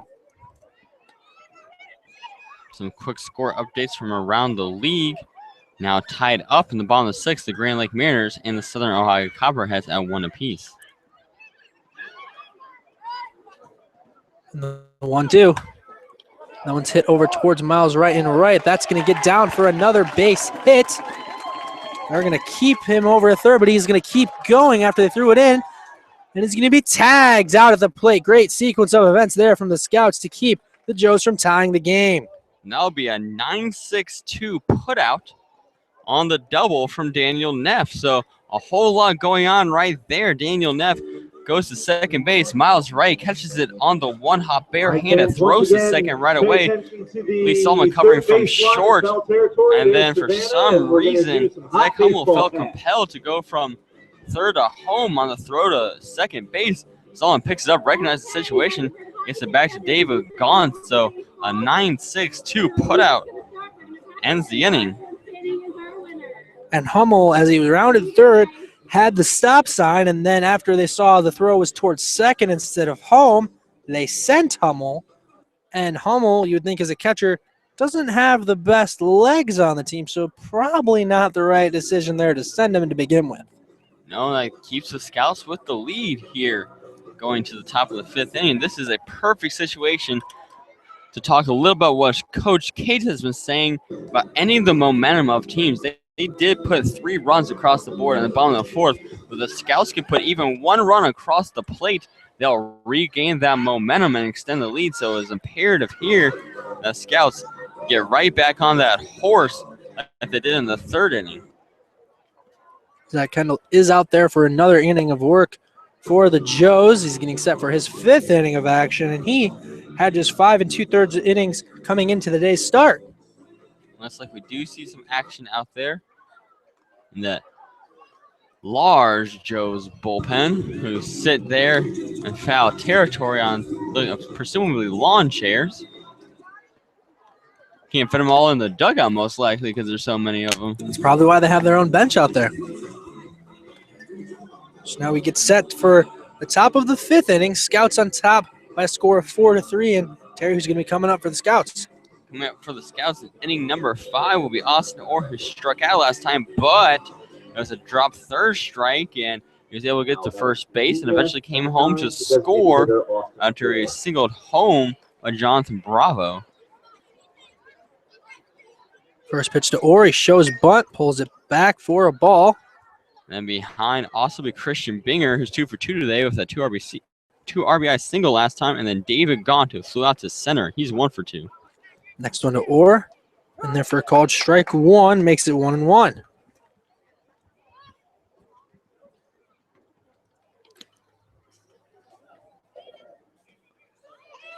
One to Orr. Oh, misses low, makes it 2-1.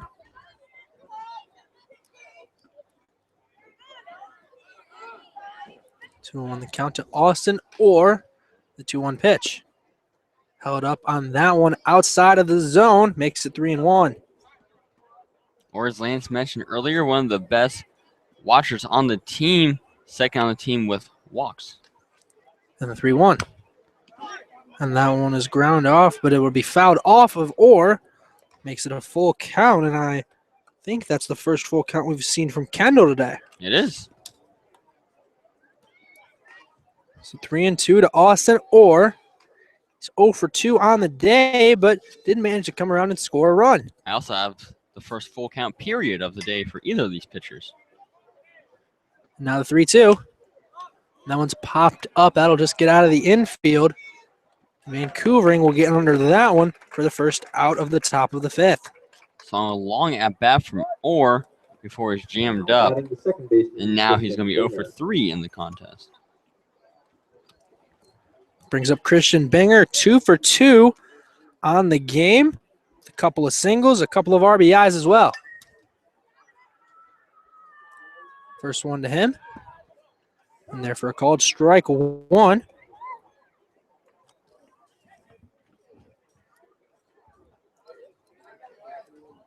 Binger came into the day hitting .236.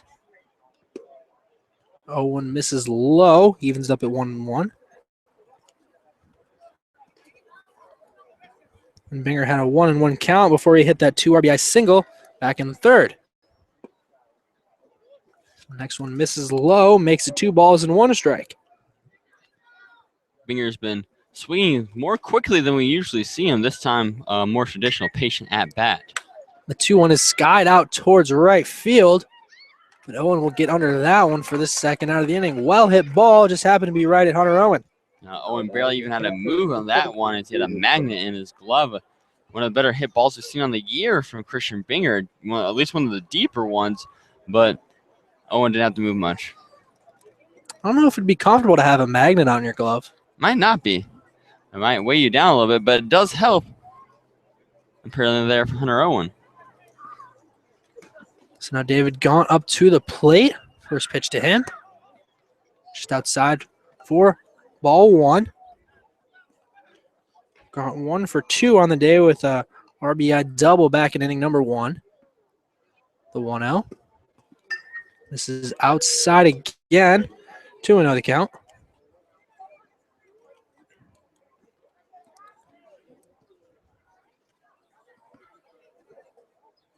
Two-0 to Gaunt. That one's fouled right over our heads. Made it actually on top of the school building. Remember, back in the first inning, David Gaunt got his league-leading 25th RBI on the season.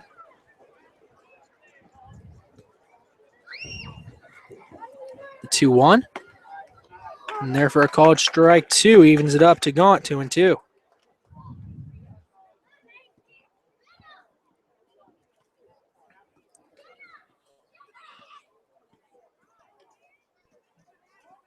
And the 2-2. That's lined over towards Vancouvering at short. They'll get that one over to Zimmerman in time for out number 3. Scouts go down 1-2-3 in the 5th inning. So back-to-back 1, 2, 3 innings, and it almost feels like the momentum was completely shifted to the side of the black, red, and yellow of the Hamilton Joes after back-to-back 1, 2, 3 shutout innings on the mound and put 3 across the plate last time.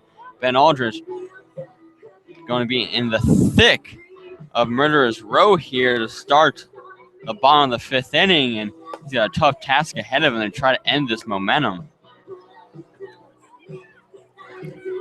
So the final line from Joey Levity went 3 1/3, gave up 7 hits, 3 earned runs, and had 1 strikeout, no walks.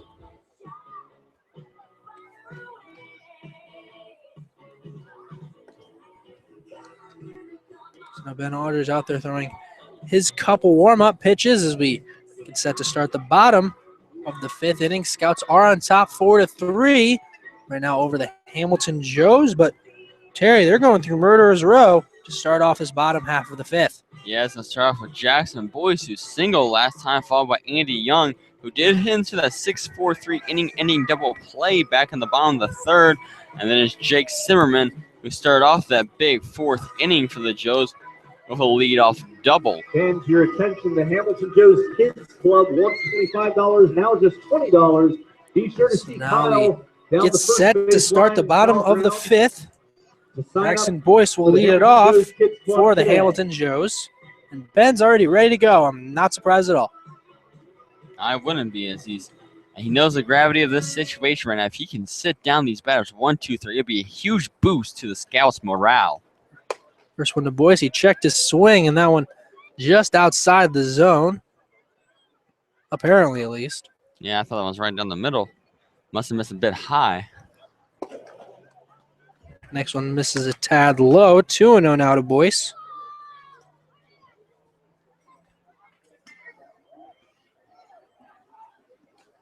And the 2-0.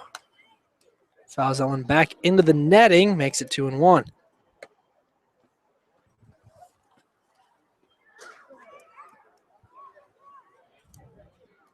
Boyce is 1 for 2 on the day. Had a hit back in the 3rd. And the 2-1. Let's that one miss outside. 3-1. Now to Boyce.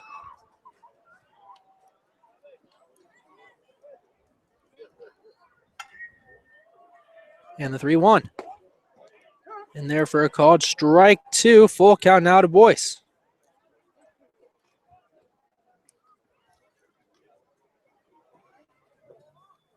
And the 3-2. That one's fouled away, out of play. We'll do it again at 3-2. And Jackson Boyce has faced Ben Aldridge before, singled off of him in their first meeting. And the 3-2. It's grounded towards Carnahan at 3rd. And he'll just get that one over to Cale Giddings in time for out number 1. And Boyce made that a hard out. He did because he's so fast. It seemed like a routine ground ball to Kyle Carnahan at 3rd base, and it's almost an infield single, but good throw by Carnahan to Giddings in time.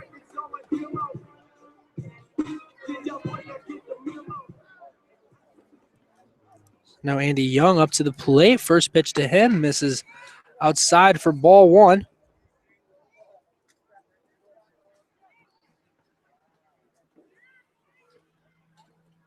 And now the 1-0. Misses again, quickly 2-0 to Young.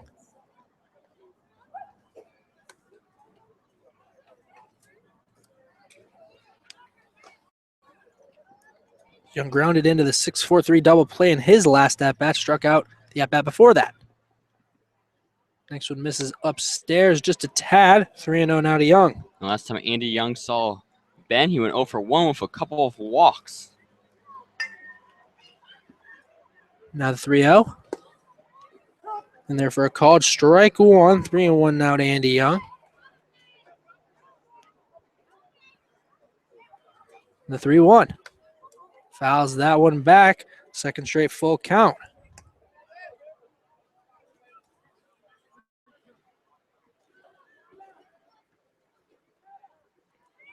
And the 3-2. And he'll miss. He'll walk Andy Young. That'll be Young's first walk today, his 13th on the season. And that's the third time that Ben Aldridge has walked Andy Young. That's going to bring up Jake Zimmerman. Zimmerman had that huge game against Ben last time. He had a double and a home run in that contest.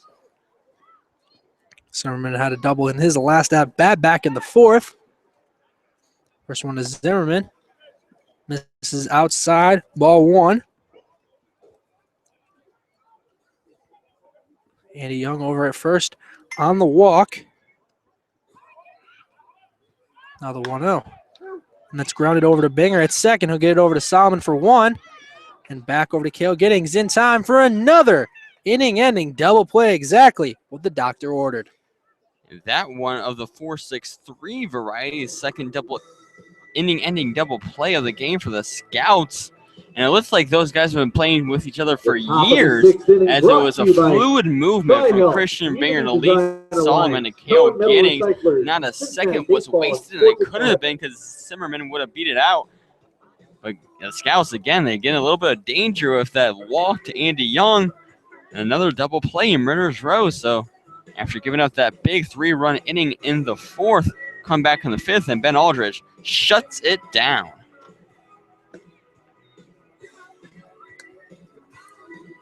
So after 5 innings, Scouts are on top 4-3 over the Hamilton Joes.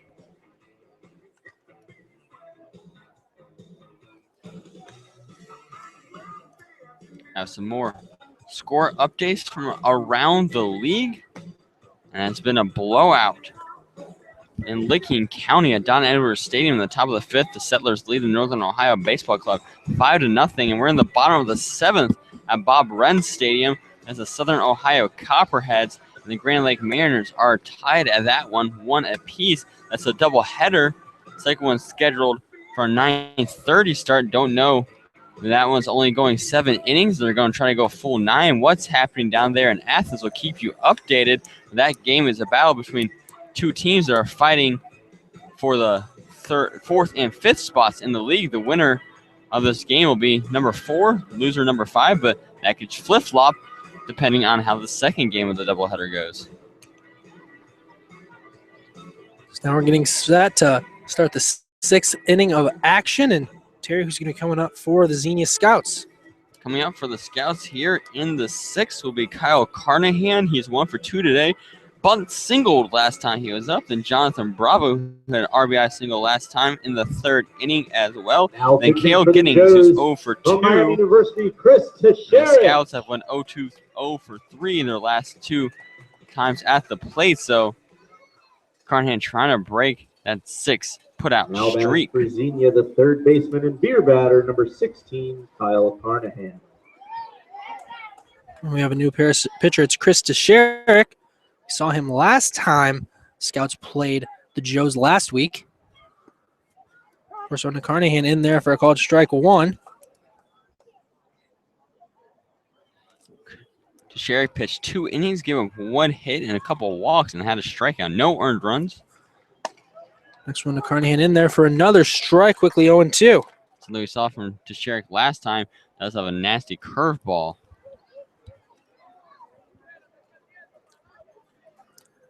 Now the 0-2. Misses outside. 1-2 the count to Kyle Carnahan. Teixeira from Miami, Ohio, not too far down the road in Oxford.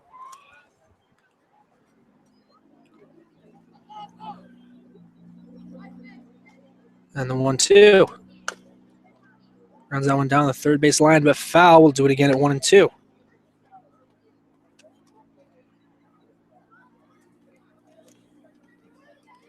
So Kendall finishes his day with 6 strikeouts, 6 hits given up, and 5 strikeouts, 6 hits given up, and 4 runs, 3 of them earned. Next one, Carnahan misses outside, evens it up at 2-2. So good first start for the BGSU Falcons. Zach Kendall went 5 innings strong after only going 5 2/3 before today. 2-2 to Carnahan is grounded over to Vancouver, and great diving stop. And Carnahan's going to be just out over at third. He ran that one out and almost made that an infield single, but just not enough. No, and a Gold Glove type play over there. Mitchell Vancouvering at short, full extension of his body, not afraid to get dirty. And not only that, making the throw to get out a pretty speedy Kyle Carnahan at first base to Zimmerman. So it brings up Jonathan Bravo. Had an infield hit his last time up. That was back in the third. First one in there for a called strike 1. Now going back to the last out of the 30, and that's 8 straight Scouts that have been retired. The 0-1 misses upstairs, evens up at 1-1.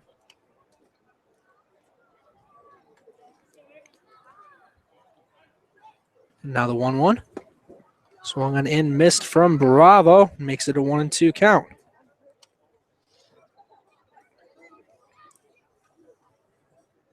Bravo now with 6 RBIs on the season after the one in the third.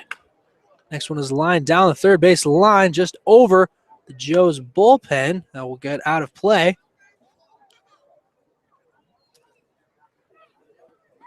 Still a 1-2 count to Bravo. 1 down here. It's the top of the 6th inning. Scouts on top 4-3. 1-2. Grounded over to Boyce at second. And he'll just get that one over to Zimmerman in time for the out. And Bravo, like we mentioned, is always going to run everything out, even when it's a routine ground ball. He makes it a tough play. So 9 straight down for the Scouts. See if Cale Giddings can break up the streak. First one to Giddings. Misses inside for a ball. Cale 0 for 2 today. Grounded out to short and the third inning. The 1-0. And there for a called strike 1. 1 ball, 1 strike to Cale Giddings. He's from Lake Erie College, an Akron zip transfer. Thought about that one, but held up at that one in the dirt. 2-1 the count. Similar pitch to the one you saw before, except for this one sunk too far low. Good eye by Cale. Now the 2-1. Just misses inside again. 3-1 count.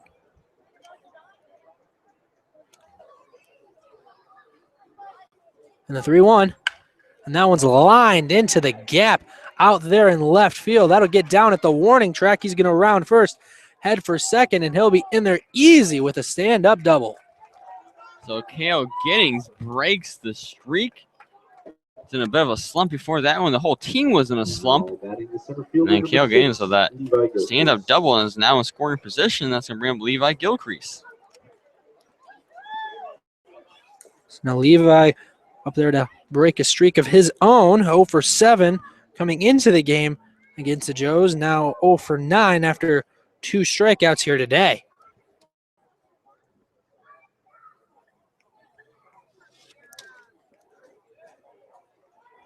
Giddings over on second after his stand-up double. Here with 2 down, it's the top half of the 6th. Scouts on top 4-3 over the Hamilton Joes.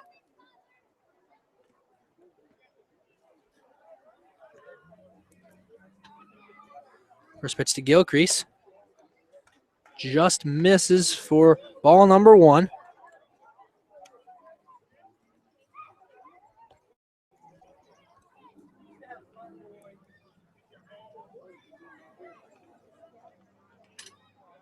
Now the 1-0. Somehow in there for a strike. That was a great frame job, but that wasn't in the zone. Well, it's not. I don't even know if I would say great frame job. It was pretty late. It was a good frame job in the fact that he put it back in, but it was so late that I think anyone in the park could have seen it. So 1-1 to Gilcrease now. Gilcrease will call time. I think that might have been a make-up call because I think the pitch before that went and ball was actually a strike. I thought that one went right down the middle, so maybe just a make-up call from the home plate umpire. The 1-1. That one's lined out towards right field. That one will foul. So that'll just go as a foul ball. And that one in an awkward spot between where Boyce and Zimmerman and Owen, none of them could get to that one in time. And the thing, if that was a few feet to the right in play, they would have all collided. Would have been a trio of murderers rogue running into each other, so it would have been interesting to see. But again, just on the outside looking in for Levi Gilcrease. So now 1-2 to Gilcrease. Giddings over at second after his double.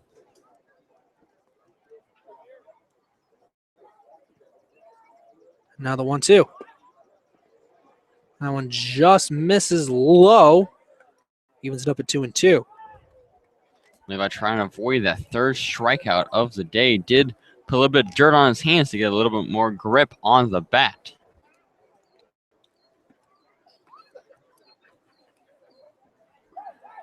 Now the 2-2. That one misses way outside. Makes it a full count to Gilcrease. And the first full count of the day here for Chris Teixeirick.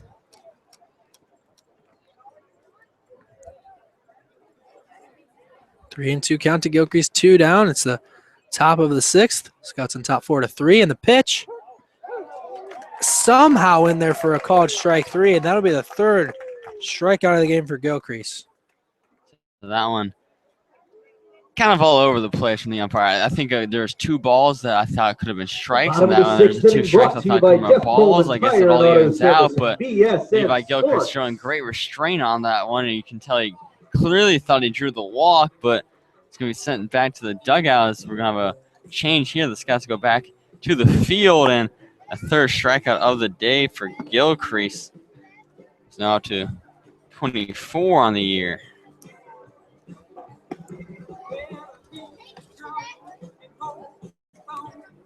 That's rough. You work your way all the way back. You have a foul ball, almost caught the stays in there. You think you did a great job getting the walk, and then they call a looking strike 3 on the outside corner. I guess they always say if it's close on a 3-2 count like that, you got to swing away so you can't give the ump any doubt. So but man, you got to feel for Levi in that one. So now we get set for the bottom of the 6th inning. Scouts still on top 4-3 over the Hamilton Joes. Who's going to be coming up for the Joes, Terry? Coming up for the Joes will be Hunter Owen. Had that RBI double last time he's up. He's followed by Ben Havel, who's 0 for 2 today. First one, Owen misses for a ball. And finishing out will be RJ Thompson, who had that RBI single and came around to score. Now the 1-0 to Owen. And that's chopped over towards Solomon. It's short. And is going to be out over there at first. And a great play from Sullivan. Stay in front of that one. Great defensive play over there at short. Good job by Lees, because that was another really slow roller. Looked kind of like the infield RBI single from Jonathan Bravo we saw in the 3rd inning. But Lee Solomon, a little bit faster out in the field, picked it up and threw it just in time. I don't even know if that was half a step. Might have been an 1/8 of a step. And that's going to bring over Coach Grissom for the Joes to argue that call. Was definitely a close play. It really could have went either way, in my opinion. I think the coach over there from the Joes might be doing the tie goes to the runner argument, but it was a really close play. You have to go with the first base ump's ruling. I think the Joes might have a complaint, but I have to go back out on the field and play. It's Ben Aldridge over there on the mound just looking at him like, all right, wrap it up. He's like one of those people who are giving the acceptance speeches, and you got to pull the curtain on them before they go a little bit too long. They start playing the music, saying, hey, it's time to wrap it up. Get your word in. Time to get back to the game. And, of course, now Grissom is going to walk over as slowly as he can back to that third base coach box. And while we have some time, I'd like to thank all of you for watching today. I know we had some troubles yesterday. First one to Havel in there for a called strike 1. But if there's ever an instance where the stream is not working, check our YouTube page later on because they usually record in their complete entirety. Now the 0-1. And there for a called strike 2. Quickly up 0-2 on Havel. And Aldridge is still looking for his first strikeout of the day. The 0-2. And that one's grounded just over Ben's head at the mound. Binger's going to charge that and throw that one past Giddings, and Havel will be safe over at first. So the first error of the day on the Scouts will be given to Christian Binger. At least we assume that's what's going to happen. They haven't marked it on the scoreboard yet. We're waiting. They're going to roll that in there on Binger. As it should have been. A hard play for Christian Make, but did have plenty of time to throw over to first base. That's going to put Havel on, who's now 0 for 3 in the contest, but is sitting on first base. They're going to bring in Daniel Moorhead to pinch run for Havel. Pinch running for the Joes at first base. Moorhead went 0 for 1 yesterday as he came in for right field, and Hunter Owen, by a little more speedy than a 6'7" Havel. Moorhead comes in as the pinch runner. He got the start. Yes, he played yesterday. I don't know if he started. He did not. He came in and replaced Hunter Owen in right field. First one to Thompson in there for a strike. Moore is 1 for 1 stealing this year. And they'll check on him over at first to be in there in plenty of time. Did not have much of a lead at first base. RJ Thompson on the plate, who singled home a run last time. He's 1 for 1. Also was hit by a pitch back in the second inning. Ben will check on him again at first. Still over there in plenty of time. Double play ball is set up. Scouts have had 2 inning-ending double play balls already in this game. Ben checks on him for the third straight time. In there once again safely is Moorhead. That would be in the third and the fifth inning. They had a 6-4-3 in the third and a 4-6-3 in the fifth. And the 0-1 is grounded foul back towards the netting. It'll stay in play. Makes it an 0-2 count to Thompson. Beautiful night for baseball here at Foundation Field. You see the church tower in the distance. A barn to the right, houses to right behind left field. Now the 0-2. In there for a called strike 3. First strikeout of the game for Ben Aldridge. That one was right down the plate. I don't know what else RJ Thompson is looking for in that situation. That'll be strikeout number 22 on the year for Ben Aldridge. Now trailing Hugh McGrath by 1 strikeout. Now batting the team lead, and with that 22nd, that will put Ben with a tie for 1, 2, 3, 4, 5th in the entire league in strikeouts with 22.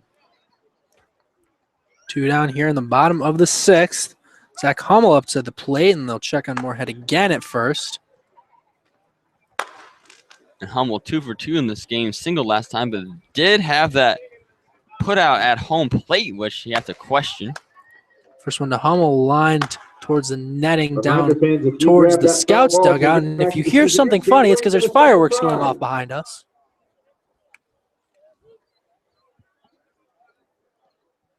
July 4th, only 3 days away. Now the 0-1. Just missed that one to the outside of the zone. 1-1 the count to Hummel. Scouts on the 4th of July will be in Lima to take on the Locos at Simmons Field. And now the 1-1. Thought about that one, but it's in there for a strike anyway. 1-2 the count to Zach Hummel, the catcher. So if you're not partaking in the firework action, come join the Xenia Scouts and Lance Morris and myself, Terry Lash. The 1-2. Just missed that one low. Evens it up at 2-2. That's going to be a hard sell, Lance. Fireworks are a lot of fun. That's very true. Fireworks are awesome. So are we, but... Good point. Good segue. So now the 2-2. Swung on in, miss. Second straight strikeout from Ben Aldridge will end the inning. So that's number 23 on the year for Ben. And all time with his teammate, Q McGrath for third in the league.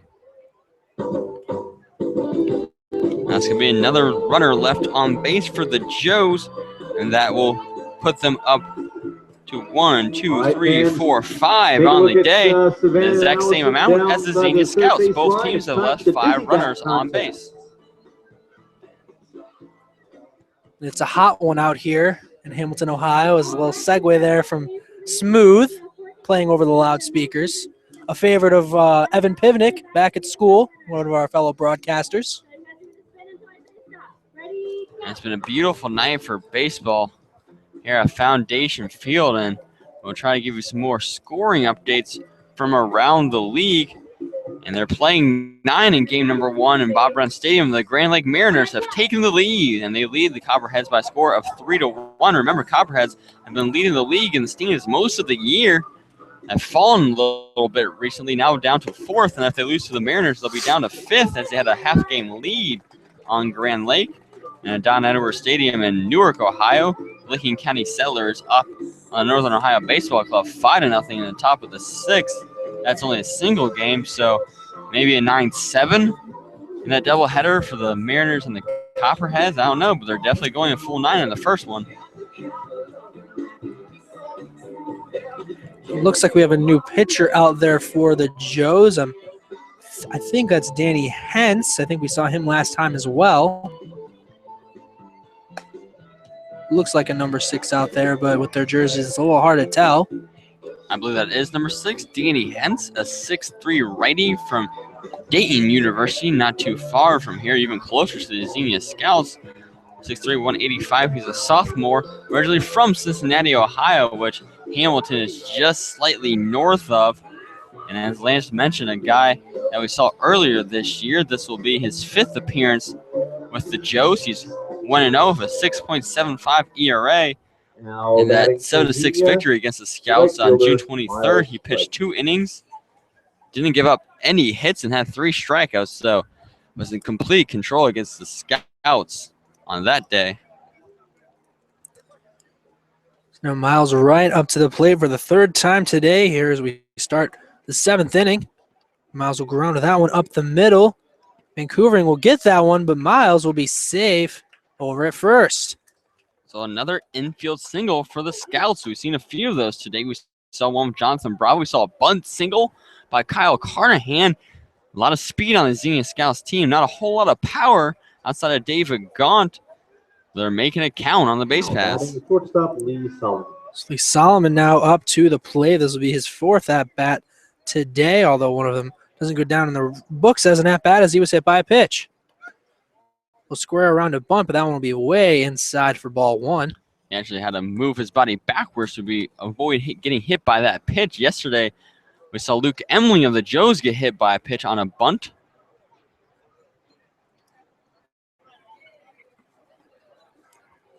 So Miles over there at first.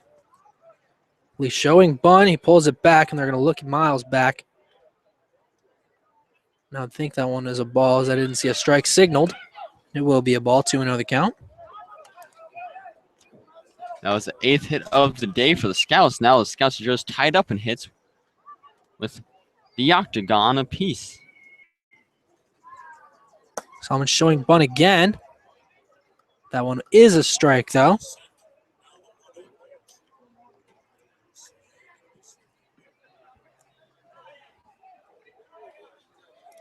Two and 1 the count to Lee Solomon.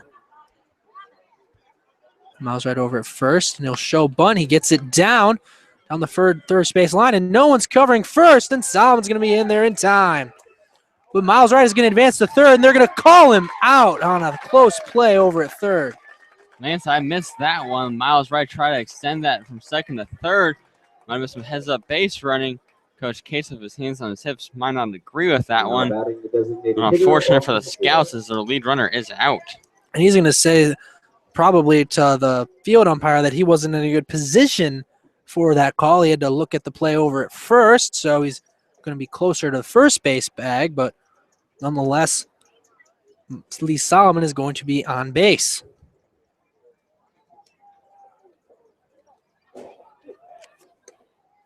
So let's check on Solomon. Very close pickoff attempt as Danny Hansen has a nice move. A righty. So Austin Orr now at the plate for the Scouts. They're going to check on Solomon again. He's just back there in time on a very close play. So Solomon over at first. Still nothing towards Austin Orr.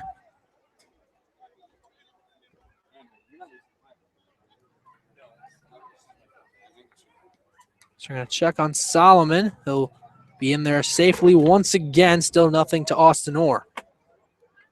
One down here in the top half of the seventh. Scouts are on top by a score of 4-3.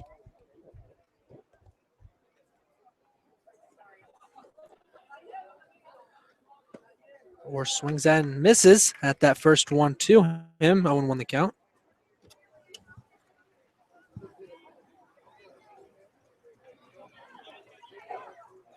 Solomon still over at first after his bunt single. He has 7 stolen bases on the year. See if he'll go. And they're going to throw it over again. He'll be in there safely. He's also been caught stealing 3 times, so he's attempted 10 steals on the year. His closest Scout has 6 attempts, and that'd be Miles Wright, who has 5 and was caught once. The 0-1 looks like a pitch out on that one. Makes it 1-1 to Austin Orr.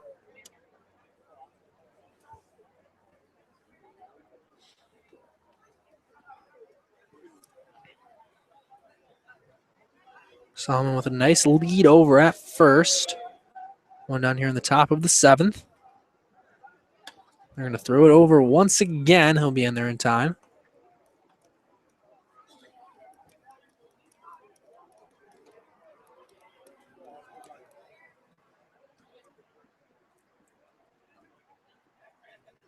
Pitch to Orr, and Solomon's on the move. On a hit and run attempt, but that one will go down the line foul. Solomon will have to go back to first. That would have been a successful hit and run as Lee Solomon was there easily. That one could have chopped over Young's head at third, or would have definitely put Solomon on the third base bag, but needs to straighten out a little bit more, trying to get that first hit of the contest. So 1-2 to count to Austin Orr, the DH for today. Lee Solomon still over there first, 1-2 count.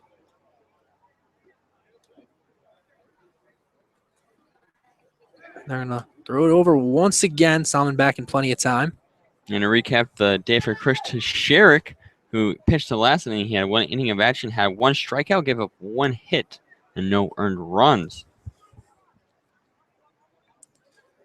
And the 1-2 misses upstairs, evens it up at 2 balls, 2 strikes to Austin Orr.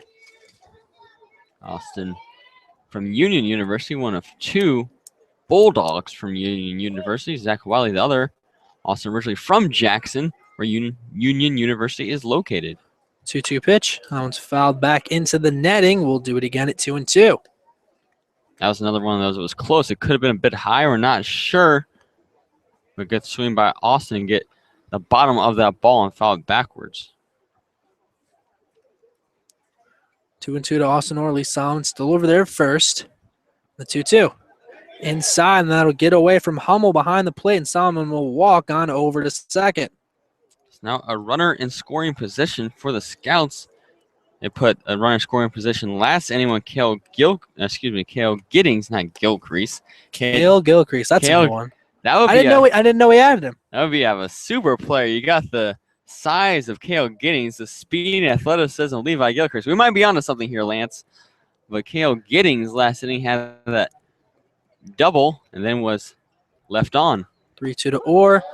And they're going to say strike 3. That one somehow caught the outside corner, and Orr will get down on strikes for the second time today.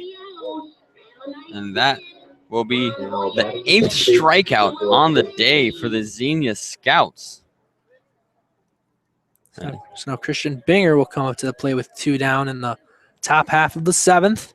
The 20 outs recorded against the Scouts, nearly half of them have been strikeouts at the plate. First one to Binger misses low for ball 1. Christian today 2 for 3 with 2 singles and 2 RBIs. And has scored once as well.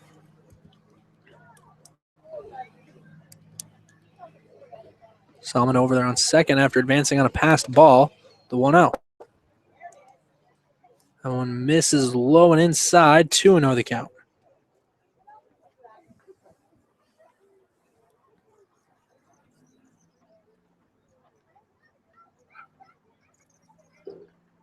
The count to Christian Binger. The 2-0 pitch. And there for a called strike one. 2-1 the count.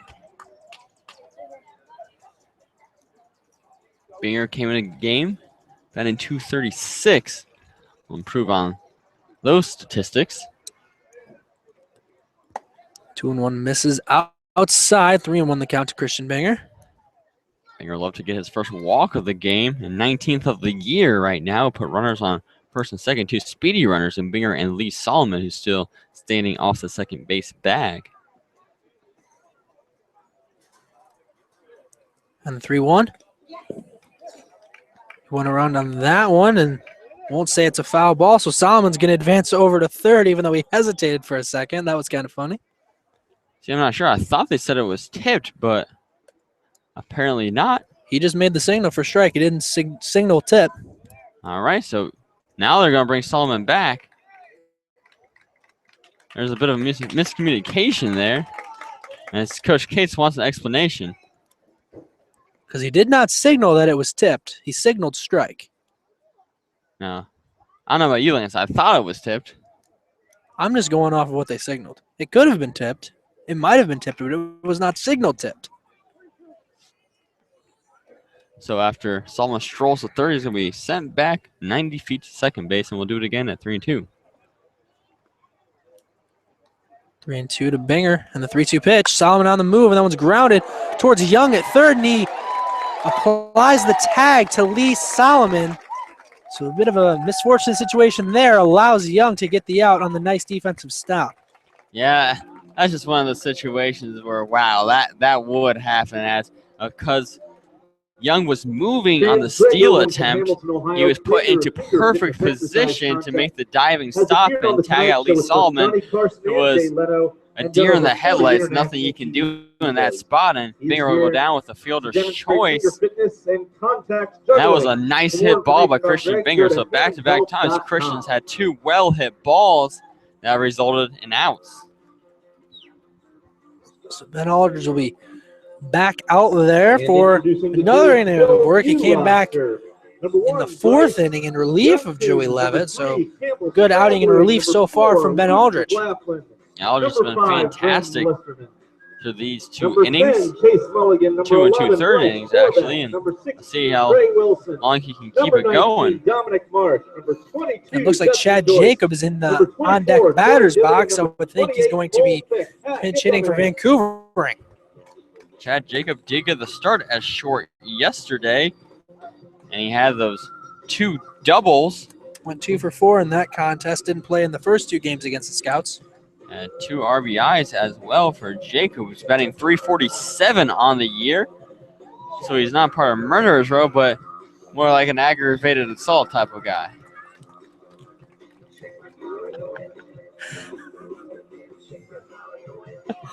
I like you related it back to trying to murder, but didn't quite do good enough. Because to be a part of Murderer's Row, you have to be batting .375 and above, and that's Jackson Bloom's Hunter Owen, Andy Young, and Jake Zimmerman. Chad Jacob just short of that.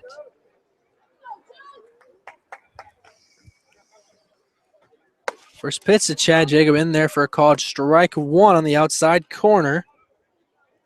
This be the second substitution we've seen, as we also saw Daniel Moorhead replace Ben Havel as a DH. Next one misses outside. 1-1 the count to Chad Jacob. Comes to us from Valparaiso University. And the 1-1 misses outside. 2-1 the count. Ben has 2 strikeouts and 1 walk in the game so far. And the 2-1. Checked his swing. He's going to appeal. Says he did not go around, so that'll make it a 3-1 count.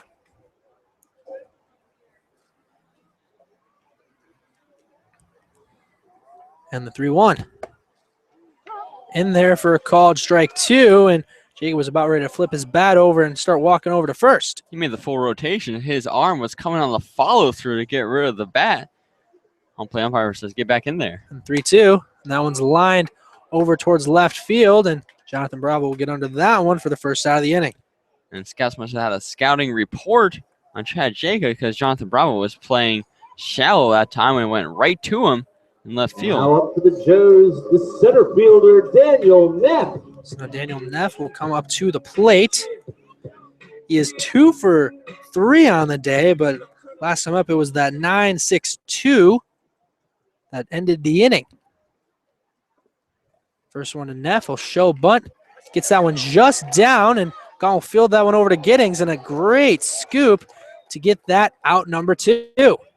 Kale Giddings must have spent a lot of time in his childhood in the sandbox because he brought his shovel on that one to get it out of the dirt. And that was just low as an errant throw by David Gaunt. That play was completely made by Kale Giddings at first base. Amazing play in the field. Yeah, Gaunt did his job just getting that one and throwing it over to Kale Giddings, but Kale made a great play over there at first to get that out. Brings up Jackson Boyce. First one to Boyce misses a tad high and outside for ball 1. Boyce 1 for 3 today, had a single back in the 3rd. And the 1-0 misses just outside once again. 2-0 the count.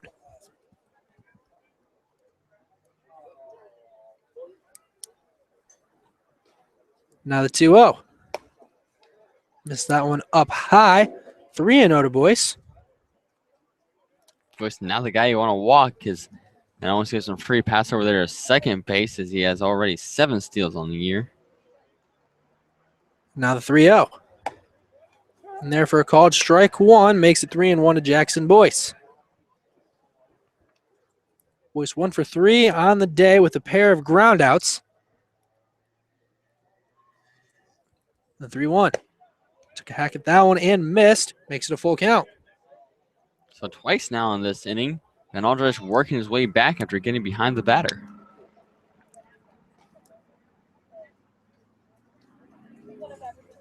And the 3-2.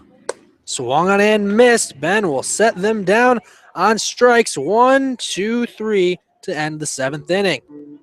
So Ben Aldridge has now pitched 3 2/3. He has 3 strikeouts. Only has 1 walk and 1 hit given up. 1 run that was accredited to Joey Levitt, so he's been phenomenal in relief.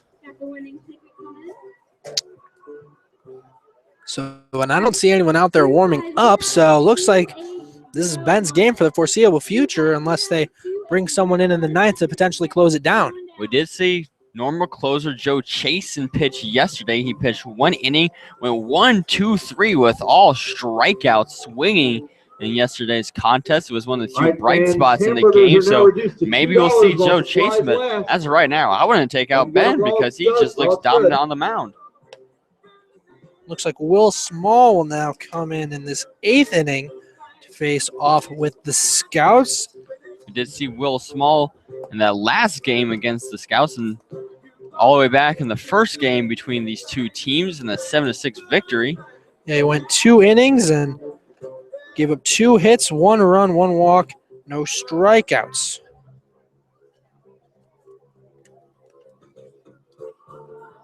So he'll be facing a different part of the lineup than he started off with last time he faced the Scouts. When he came in that game, in the 7th inning, he got every single player to ground out to Andy Young. In that 7th inning, he got David Gaunt, Wyatt Hogan, and Jonathan Bravo, all 2 ground out.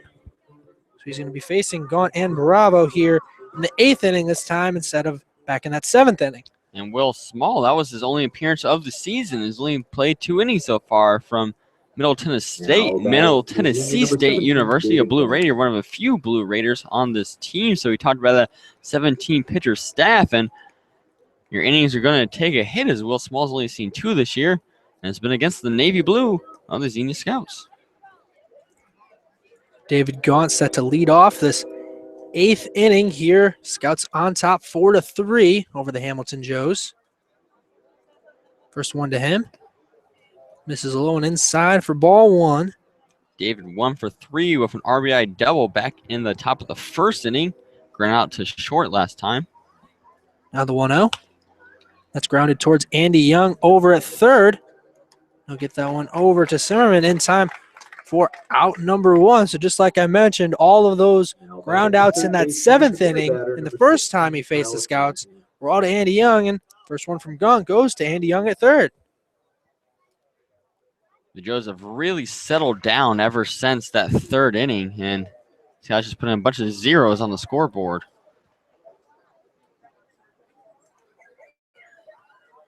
Now the first one to Kyle Carnahan, and there for a called strike 1. Carnahan does have a hit. It was of the bunt variety. That was back in the 3rd inning. Scouts have 2 bunt singles on the day, an area they usually struggle, have led great tonight. The 0-1 misses in the dirt, evens it up at 1-1. And Will Small, he pitches from the side with that sidearm on the righty. 5'10", 160, the smallest pitcher in the 17 players staff.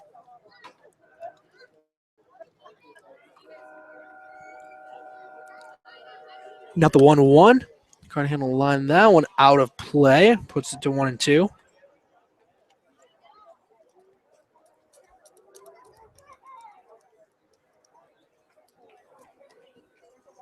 Exactly 2 hours into this contest, started at 7:10. It's 9:10 currently here in Hamilton, Ohio. 1-2 misses a low. Evens it up at 2 balls, 2 strikes to Kyle Carnahan.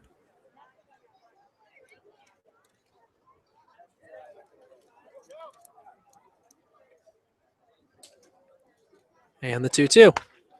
That one's lined down towards Owen in right field, and that one will go just foul on that right field line. And I don't know if it's just me, Lance, but it didn't seem like Owen was really hustling towards that one. That was right towards the line, and it seems like a play he could have made. It seems like he about slowed up. The fence was close-ish, but I think it was a play that could have been made, so Carnahan might have got a little lucky on that one. Unfortunate, though, that it didn't bounce inside the line. It's 2-2 count to Kyle Carnahan, 1 down. It's the top half of the 8th inning here in Hamilton, Ohio. And the 2-2. And that one's popped up, but that one will get just out of play. We'll do it again at 2-2. Bounces to the stands right next to us, and those sitting around the concession stand. Quick scoring update, 3-1 still in the bottom of the 9th at Bob Brent Stadium. Copperheads trying to mount a comeback and stay alive in game 1 of that doubleheader. And the 2-2 pitch. And that one's lined over towards Thompson and left. That'll get down for a base hit. That'll be Carnahan's second on the day. So a long at bat for Kyle Carnahan. Fouls the ball off at 2-2. And eventually is rewarded for his patience with that RBI single to left. So good at bat for Kyle Carnahan. Came in the game batting .257, now 2 for 4 today. He's going to improve his average. Now Jonathan Bravo coming up to the plate for the first time this inning. That one will be popped up. That one will just get out of play as well. Bounces off the roofing of the Scouts dugout.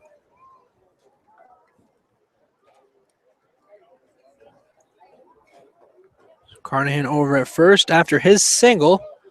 Bravo at the plate now for the Scouts is 1 for 3 on the day. Has a couple of ground outs to second. The 0-1. That one's grounded over towards second again. He's just going to have to go over to first for the out. That will advance Carnahan over to second. And boys did think about trying to make the turn towards short at second base, but thought better of it because I think Carnahan would have been in there plenty of time. So that'll bring Cale Giddings up to the plate for the Scouts. Had a double in his last at-bat. That was back in the 6th inning, but then he was stranded after Gilcrease struck out.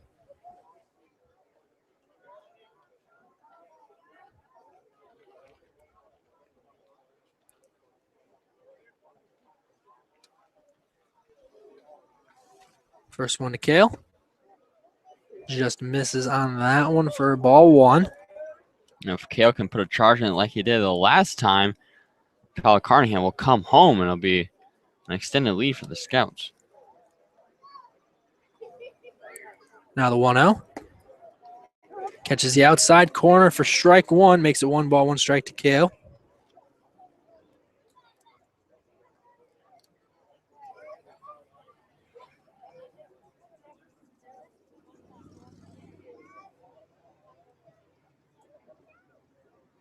And they're going to look Carnahan back over at second. No one holding him on, though, so looks like he can take a pretty big lead over there at second base. We'll see if Boyce starts to creep up now. 1-1 count to Giddings, and the pitch. That one's lined over towards right. And Boyce will eventually get under that one to make the final out of the 8th inning. That's a very similar play to what we saw earlier when Boyce went to foul territory and dropped the ball. The bottom of the 8th is But that time, he was able to put it away. US Bank, And we'll go to the bottom of the 8th. Scouts still on that 1-run lead out of a 4-3 score. And Ben Aldridge will be back out there again. Still no action out there quite yet in the Scouts bullpen. That could change. And it's something the Scouts needed after going 1, 2, 3, 4, 5, 6, 7 pitchers. A lot of pitchers yesterday for the Scouts. Will Cruz started off that game, then Wanning came in for an inning. Juergens wasn't able to get through more than a third of an inning. Campbell came in and finished that off. Then Chase and Nick Street and Jordan Schaefer all came in for an inning apiece to close out that contest that got away from the Scouts early. Of Kyle Carnahan stuck sitting at second base. That's the 6th base runner of the game left on by the Scouts. One more than the Joes who left 5, and 5 of the Scouts have been in scoring position. And here in the bottom half of the 8th, Scouts still on top by a 4-3 score, but Terry, they're right in the middle of Murderer's Row. Now coming up here in the bottom of the 8th inning will be Andy Young, the 3rd baseman, who's 0 for 2 today. Jake Zimmerman, the 1st baseman, he's 1 for 3. First one to Young inside for a ball. And then Hunter Owen, who's 1 for 3 with an RBI double. The 1-0 to Young. Catches the outside corner, evens it up at 1-1. And Young has been walked 3 times in 5 appearances against Aldridge. And the 1-1, Young will ground that one over to Carnahan, and that one will just go foul. I think that's a fortunate break for Young because Carnahan got that in plenty of time. I think he could have made the throw to Giddings in time at first base. It would have been close, but I think he could have got him. Yeah, Carnahan just made sure he got to that one. Wasn't really trying to make a play on it. Just wanted to get to that one in plenty of time, and it went just foul. And I think had he had to move himself over to make a throwing motion, he would have been able to get Young in time. So 1-2 now to Andy Young.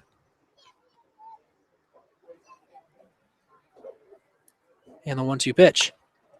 That one's fouled back into the Scouts' dugout. Hopefully no one got hit with that. It was coming in hot. I see Dylan Donnelly sitting down there and went right by his dome. Looks like Scouts are okay, fortunately. The 1-2. That breaks way outside, makes it 2-2 count to Andy Young.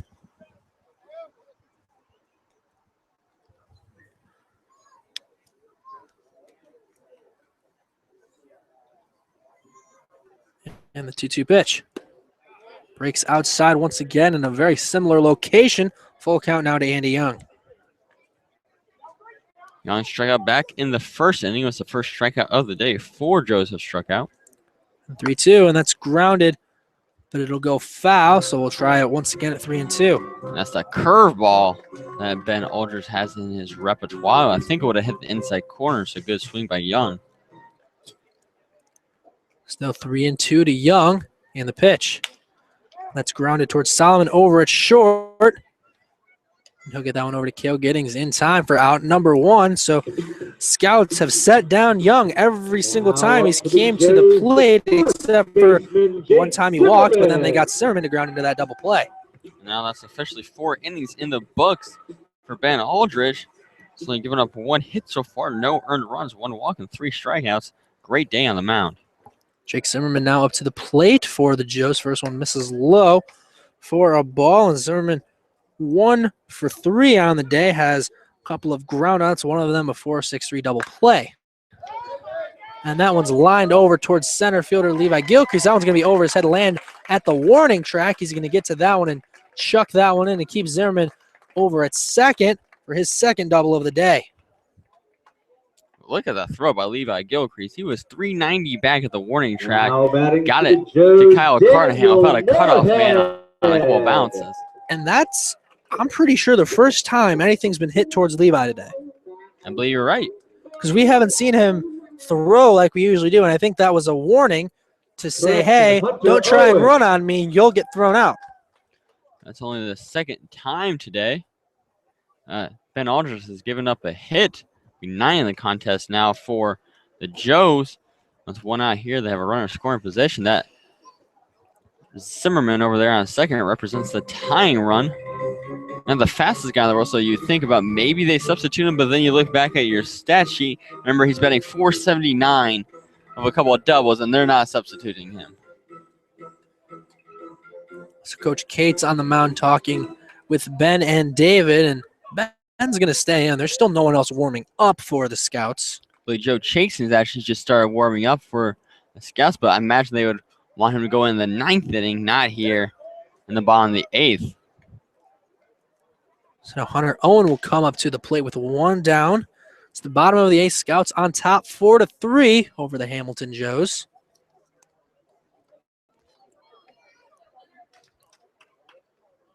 First one to Owen. In there for a call, strike 1. Good job. I've been painting that outside corner. Perfect placement for that bullseye.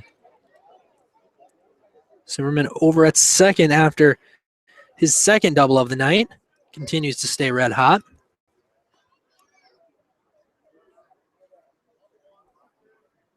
Now the 0-1. That one's grounded towards Carnahan at third, but it'll go foul. So quickly 0-2 to Hunter Owen, right fielder for today. Came in to the day 8th in the entire league in average at 397. And Aldridge looking for strikeout 25 on the year. The 0-2's grounded just in the exact same location past Carnahan and went foul once again.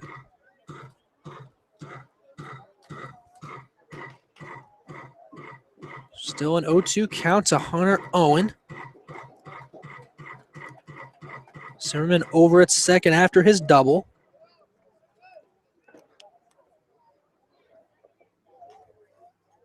And now the 0-2. That one's hit out towards Miles right in right field. He'll enter that one for the out, and Zimmerman's not going to test his luck, and he'll stay at second.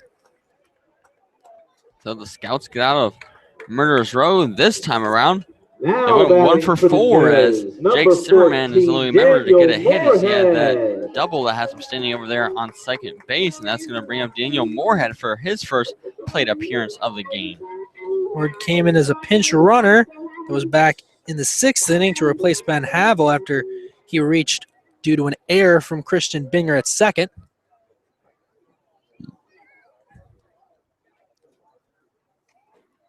So 2 down here as Moorhead steps to the plate. First one to him. Misses up high for ball 1.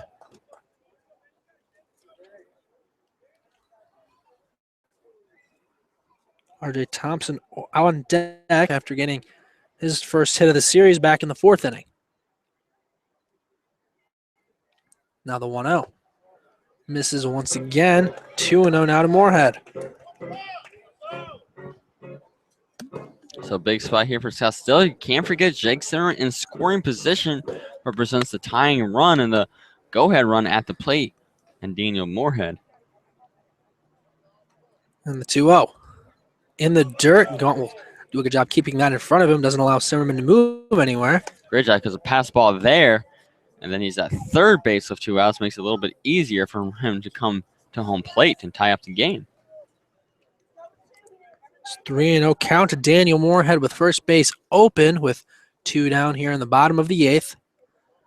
And that one catches the outside corner, makes it 3-1. RJ Thompson on deck. Did strike out looking to Aldridge last time he was up.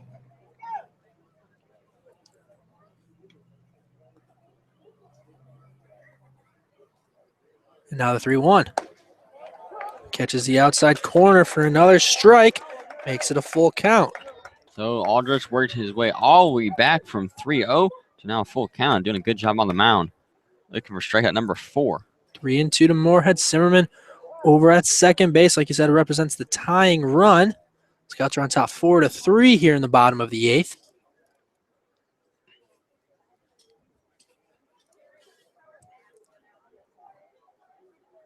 Aldridge will come to his set. And the 3-2. Swung on and missed. He'll get Moorhead to go down on strikes to end the 8th inning. And that's number 25 on the year for Ben at the quarter century point. And he's in sole possession of third in the league. And the most important part of that strikeout thing is look at the bottom of the 9th inning. This is 7th, 8th, and 9th batters.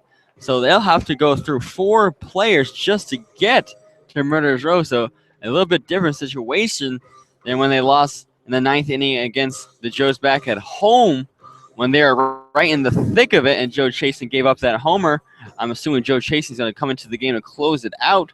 Yeah, that was his first blown save of the year, the only blown save on the year for the Scouts in a 7-6 loss. But they're in definitely a much better position with R.J. Thompson, Zach Hummel, and Chad Jacob coming up. First, Scouts have to go back out and hit it in the top of the 9th inning. They haven't put a run across the plate since the 3rd inning. They would love to get some assurance runs here, whether it be Ben Aldridge or Joe Chasen, who comes out in the game for the Scouts in the bottom of the 9th. So we're getting set now for the 9th inning of action here. Foundation Field here in Hamilton, Ohio. Scouts are on top by a score of 4-3. They got one across in the opening inning off a RBI double from David Gaunt, and then plated 3 in the 3rd inning.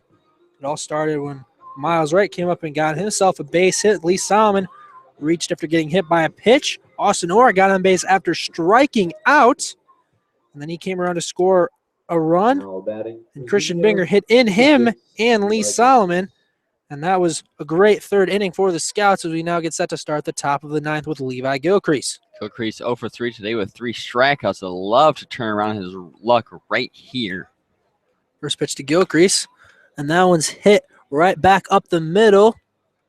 And Boyce fields that one and gets it over in time for out number 1. So I think if you're Levi, you're just glad you were able to put something in play and almost able to make something happen. Yeah, that one it got caught on his hands. He was able to muscle that one above the head of Will Small. It was an awkward hop. Good job by Boyce getting in front of the bounce before he threw out Gilcrease. So now Miles Wright will come up to the plate. He's 2 for 3 on the day. First one to him. In there for a called strike 1 as there's now fireworks going off in front of us. Maybe you're able to see that through our web stream.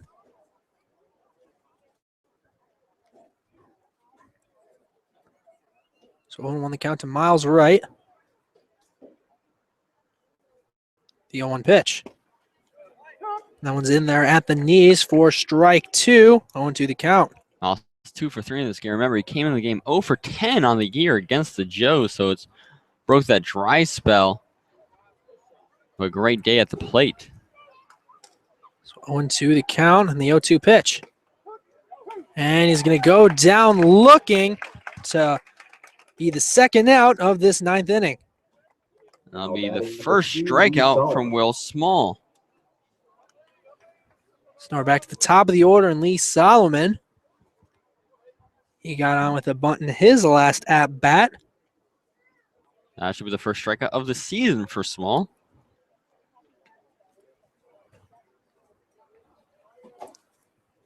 So Solomon 1 for 3 on the day, was hit by a pitch back in the 3rd inning. First one misses for ball 1.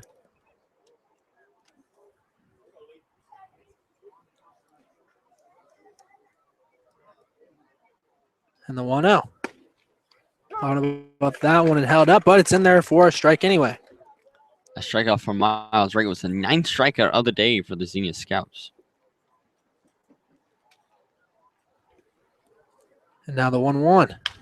It's on the line. That one right back up the middle. Boyce is able to field that. He'll go across his body and get it over to Zimmerman in time for the out. So the Scouts go down 1-2-3, the top of the 9th, but have that 4-3 lead. And Ben Aldridge is going to come back out here and try to close out this ball game.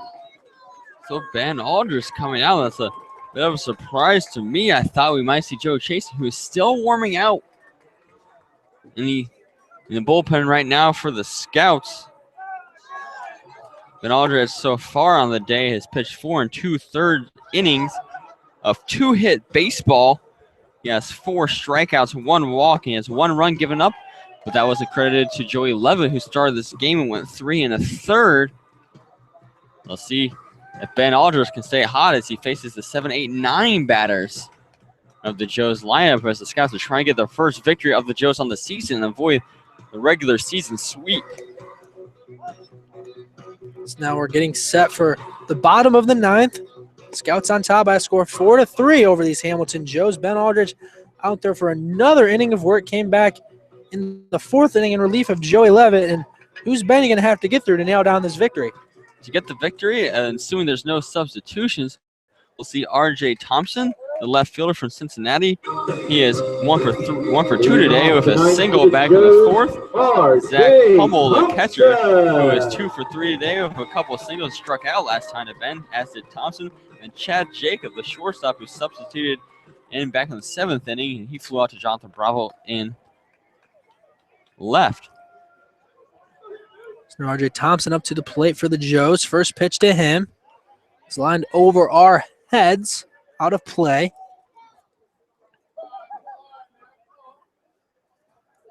Thompson 1 for 2 on the day. Had a hit back in the 4th inning. Struck out in the 6th and was hit by a pitch in the 2nd. Swung on and missed at that one. Quickly down 0-2 is R.J. Thompson. I don't know why I wanted to say Hunter. Ben Aldridge now up to 75 pitches on the day. And remember, we didn't know if he was going to start today or not, so he might have had that mentality ready to go the distance. So 75, he has some room to work with. And the 0-2. And that's a line past Ben Aldridge, but Christian Binger will field that one, bobbles it. And Kale came off the base on that one, so since they signaled off, that means the error will go on Christian Binger. Yeah, that's Binger's 2nd error of the day, and it couldn't come at a worse time. Last time R.J. Thompson was on, he got to second base in the pass ball before he came around to score on a sacrifice fly from Mitch Vancouver, that's been substituted. So now David Gahn out there talking with Ben Aldridge briefly after Thompson got on through the error from Binger over at second on a hard play. Just bobbled that one and didn't make a perfect throw over to Cale Giddings at first. I'm not sure even if he did make a perfect three, we could have got him out in time. And anyways, it was the bobble that really killed him. Now Zach Hummel up to the plate. He's 2 for 3 with a couple of singles today. He's going to lay down the bunt, but it's going to pop up, and it'll land in play. Ben fields it, though, and it'll get past Giddings at first. So and that's a tough one. Going wrong for the Scouts of that one is originally gone in. Aldridge can't get to it. They had to force out at second base to get out R.J. Thompson, but Ben goes to first and throws it errantly, so that should be an error on Ben. So back-to-back errors to start this inning on the Scouts. Put runners on first and second with no outs, and there's going to be a meeting at the mound, and that time just cooler heads not prevailing. And with the whole infield in there, this is a tough spot for the Scouts. It should be 2 down right now to start off this bottom of the ninth, but no outs and runners on first and second. That's the winning run on first base right now in Zach Hummel. So 2 on for the Joe. Scouts are still on top 4-3. It's the bottom of the ninth, and an error from Christian Binger allowed Thompson to be safe at first, and then an error on a pop-up bunt from Hummel that somehow landed fair right in between Ben and Gaunt. And Ben made an errant throw over to first, and luckily Christian was able to stop that. Luckily he was there as backup. Otherwise, R.J. Thompson would at least be at third. And you got to think the biggest problem was even a throw that was an error. It was the fact that Ben didn't go to second base, which would have been a force out and would have got out the lead runner. They would have given up a bunt single, but I think they could have lived with that. But now runners on first and second. Double play ball still in effect, though. Force had any base as the Scouts are playing in. So it'll be Chad Jacob came in relief of Mitch Vancouvering, and Ben tries a pickoff move that almost got past Lee Salmon. They got to settle him down. They can't do anything if he's going to be too hyped up. Yeah, that was a nice catch by Lee Salmon, extending his glove all the way out there. That was dangerous territory. So that one to Jacob. That bunt will get down, and Ben's going to have field it. Gets it over to first in time. Great cover there from Christian as Kale was charging, so they get the out at first. But that does advance the runners to second and third on the sac bunt from Jacob. So one down now, and Daniel Neff coming out to the plate. The Joes are going to be at the top of their lineup for the fifth time today. Daniel Neff is 2 for 4 today. He has a single and a double back in the fourth inning. Last time, David Gaunt threw him out on a bunt attempt. First base is open, and Jackson Boyce on deck. So one down here in the bottom of the ninth. First pitch to Neff is up high for a ball. Tying run on third, winning run on second for the Joes.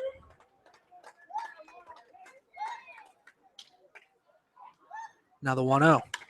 And that one's lined into right for a base hit. One run's going to score. Miles is going to have to chuck it in to try and save it.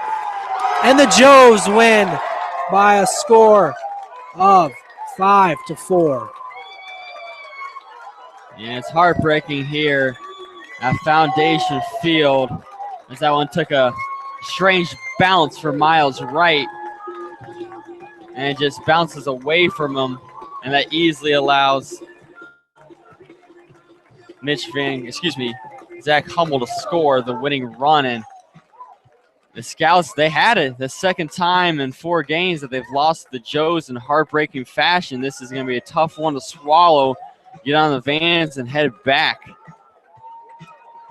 to Xenia. And there's just not much you can say. It was a great day for Ben Aldridge until the bottom of the ninth inning where a couple of errors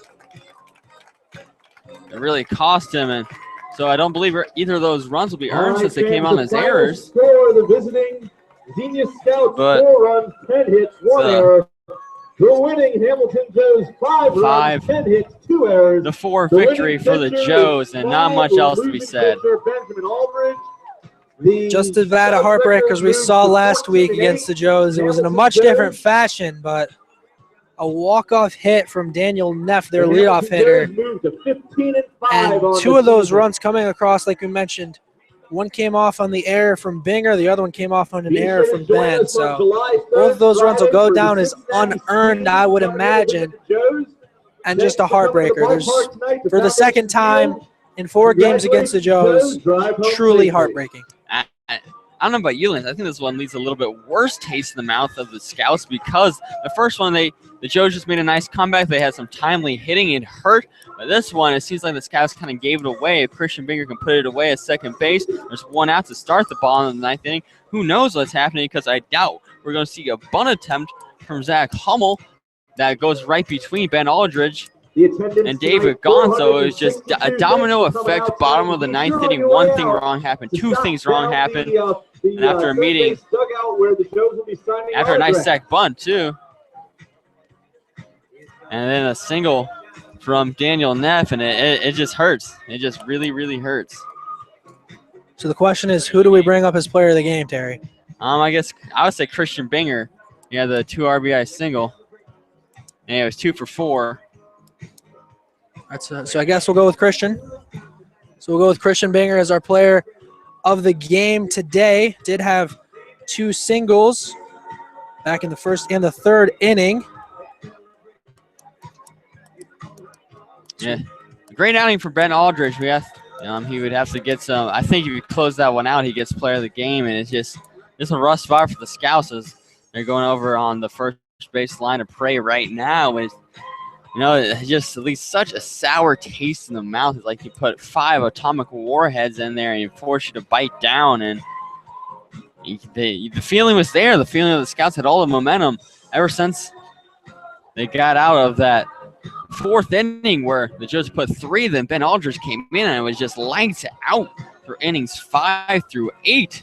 It was just that bottom of the 9th that got away. And for the second time this season, 9th inning spells disaster against the Hamilton Joes, who get the 5-4 victory. Second time the Joes have beat the Scouts by 1 run this year. And that'll be the first walk-off victory against the Scouts of the season.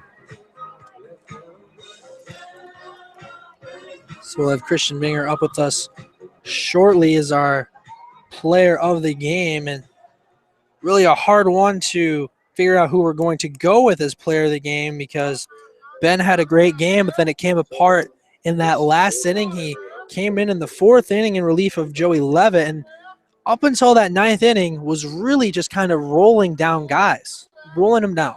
There's not much more you can say about it. At 4 strikers, only gave up 2 hits through 4 2/3 inning of work. He was just phenomenal. And then, like we said, the bottom of the 9th happened, and it was just really unfortunate. And, of course, since those runs don't count, it's going to look even better for Ben, but that's not going to feel any better for Ben, of course, who's in that tough spot, and he's going to get the loss. And the fact that now Scouts dropped to 14-8 on the season, half of those losses against these Hamilton Joes, half of them. Yeah, and it just seems like a team that has their number, even in games that the Scouts presumably should win. We saw in the first game between these two teams and the last game, the Joes are just finding ways to come out with it. And there's just a new Joes team in the bottom of the 9th inning. It was set up perfectly. It was the 7, 8, 9 batters. It wasn't even the 375 plus hitting 2 through 5 of Murderers Row. It was the players that you'd want to come up to the plate in the bottom 9th. And they just came up clutch. There's no other way to put it. The Joes came up when they needed it most. And the Scouts are going to go away heartbroken in this one. Christian Binger will be up here momentarily as our player of the game. I believe this will be his 3rd time winning the honor between us. It will be. And it has to be a sour taste in his mouth because last 2 times to come off walk-off victories for him. 2 RBI single to win the game against the Locos in the bottom 9th, and then winning run in that 14-inning game against Lorain County Ironman, which he got a triple and then a pass ball put him home in what was an unbelievable game. Now it's first time being player of the game on the losing side of things, and it's got to feel a lot different for Christian. And this one really hurts for the Scouts as only gave up runs in 2 innings, 3 in the 4th, 2 in the 9th, but that's all that was needed. Scouts, it looks like 4 runs might be all they need against the hard-hitting Hamilton Joes, but something we've said multiple times this year, you can't keep a good team down for too long, especially a team that hits like the Hamilton Joes, and it just finally came back in the bottom of the 9th as Christian Binger is climbing the ladder here, and will be joining us as our 3rd time player of the game.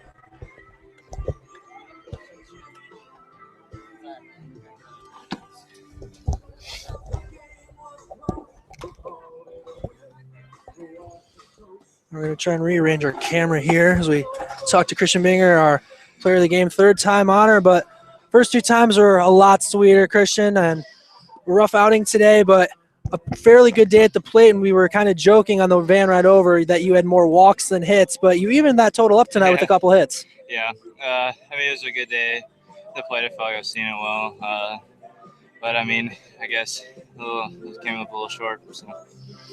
So you mentioned you guys came up a little short, so it seemed to be all clicking right before the inning started. Ben had been mowing people down since he came in back in the fourth. Yeah, so just kind of what went wrong today? I don't know. Like, Ben had it rolling, like he said. He did a great job on the mound for us. Came in for Joey, like, just shut him down, and that's a really good hitting lineup. And then just we had a few defensive miscues, including myself. Like, I should have made that play. But, I mean, that's just baseball sometimes. They had the breaks fall their way tonight.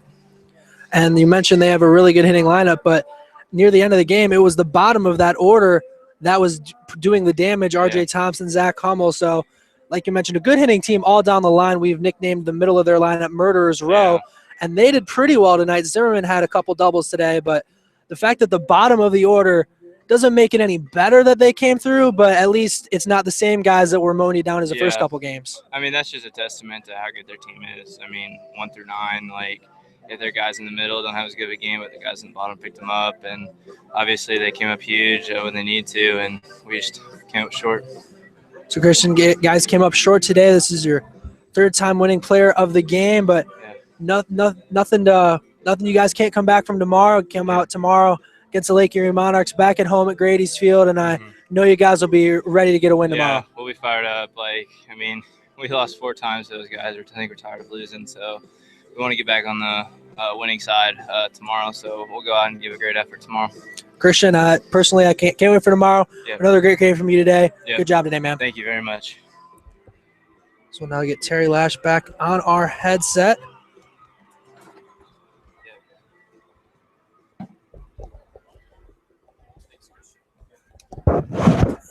Now we get Terry Lash back on the headset to close out here tonight, and like we mentioned earlier, no other way to describe it as a heartbreaker. Yeah, again, and that's how we described the first loss, which it was that just such a different type of game, though. That one was a 3-run go-ahead homer, and it was just kind of a crushing defeat. This one kind of just leaves you with that feeling of, how did that happen?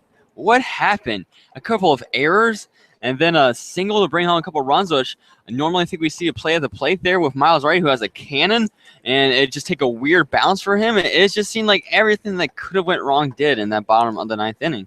And like you mentioned, the couple errors, an uncharacteristic error there from Christian.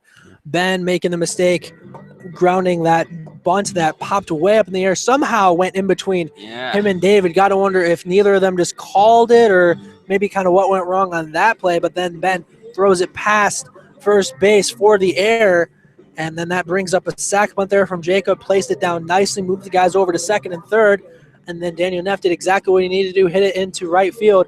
And like you mentioned, took a very weird bounce out there in right. I think it might just be the conditions that this field is in, or something that is beyond our control, because it took a weird bounce out there in front of Miles. And usually he doesn't have quite the arm that Levi does out in center, but Miles has a very good arm, and typically he can make that play happen. And I don't know if he would have been able to get it out there if he had been able to field it cleanly, but you got to think it would have nothing else been a closer play at the plate. We really didn't have a play at the plate to end the game. You're right. It would have been close because it's not Levi's. The Levi's is a guaranteed out, so it would have been definitely close to see Miles try to throw people out at third base before from right field. We would love to have seen him play at the plate, but because of the awkward bounce, we didn't get to see that. And, Miles is going to be very upset about that. The whole team has to be very upset. Especially from the hitting situation in the game. They were great early on, just kind of like yesterday. It extended a little longer. They put those 3 runs across in the 3rd inning, but ever since that point, just nothing from the Scouts coming across the plate-wise. They had great at-bats, but just couldn't get runners home. They left 6 runners on in this contest, and those really hurt, especially because most of those were in scoring position. And I like Christian's attitude about it, though. They lost to this team 4 times. They don't get another shot against them in the regular season, but they want to get back in the winning ways, and maybe down the line, way down the line, thinking end of July, maybe early August, maybe some payback against the Hamilton Joes in the playoffs. And it couldn't be any sweeter of a story than to play him in the playoffs to get the victory for the first time. And another thing we need to take into consideration, that is the 9th game in a row that Hamilton has won. 9th game in a row. Team. You can't take anything away from them. The best team in the league right now, and they're proving it. Even the games that they lost earlier this year, they're very close contests. It's just a team that is clicked right now. It's not just the hitting, it's not just the good pitching. It's that the strange bounces seem to be going their way. They're just a team possessed out there, and everything's going up Joe's. So the Scouts fall today to the Joes by a score of 5-4. They lose all of their games against the Joes to drop them down to a 14-8 record, but they will be back at it tomorrow night against the Lake Erie Monarchs back at home in Xenia, Ohio at Grady's Field. It is also community night, so if you're in the area, stop on by. The Xenia Scouts will have plenty for you to do. It'll be a special 6:05 start time, and there will also be Despicable Me 2 later that Terry and I still haven't seen Despicable Me 1. We haven't. We're going to figure something out tomorrow night at community night back at home in Xenia, Ohio. So again, Scouts fall today by a score of 5-4, and we'll take on the Lake Erie Monarchs tomorrow. Thank you for listening, and God bless.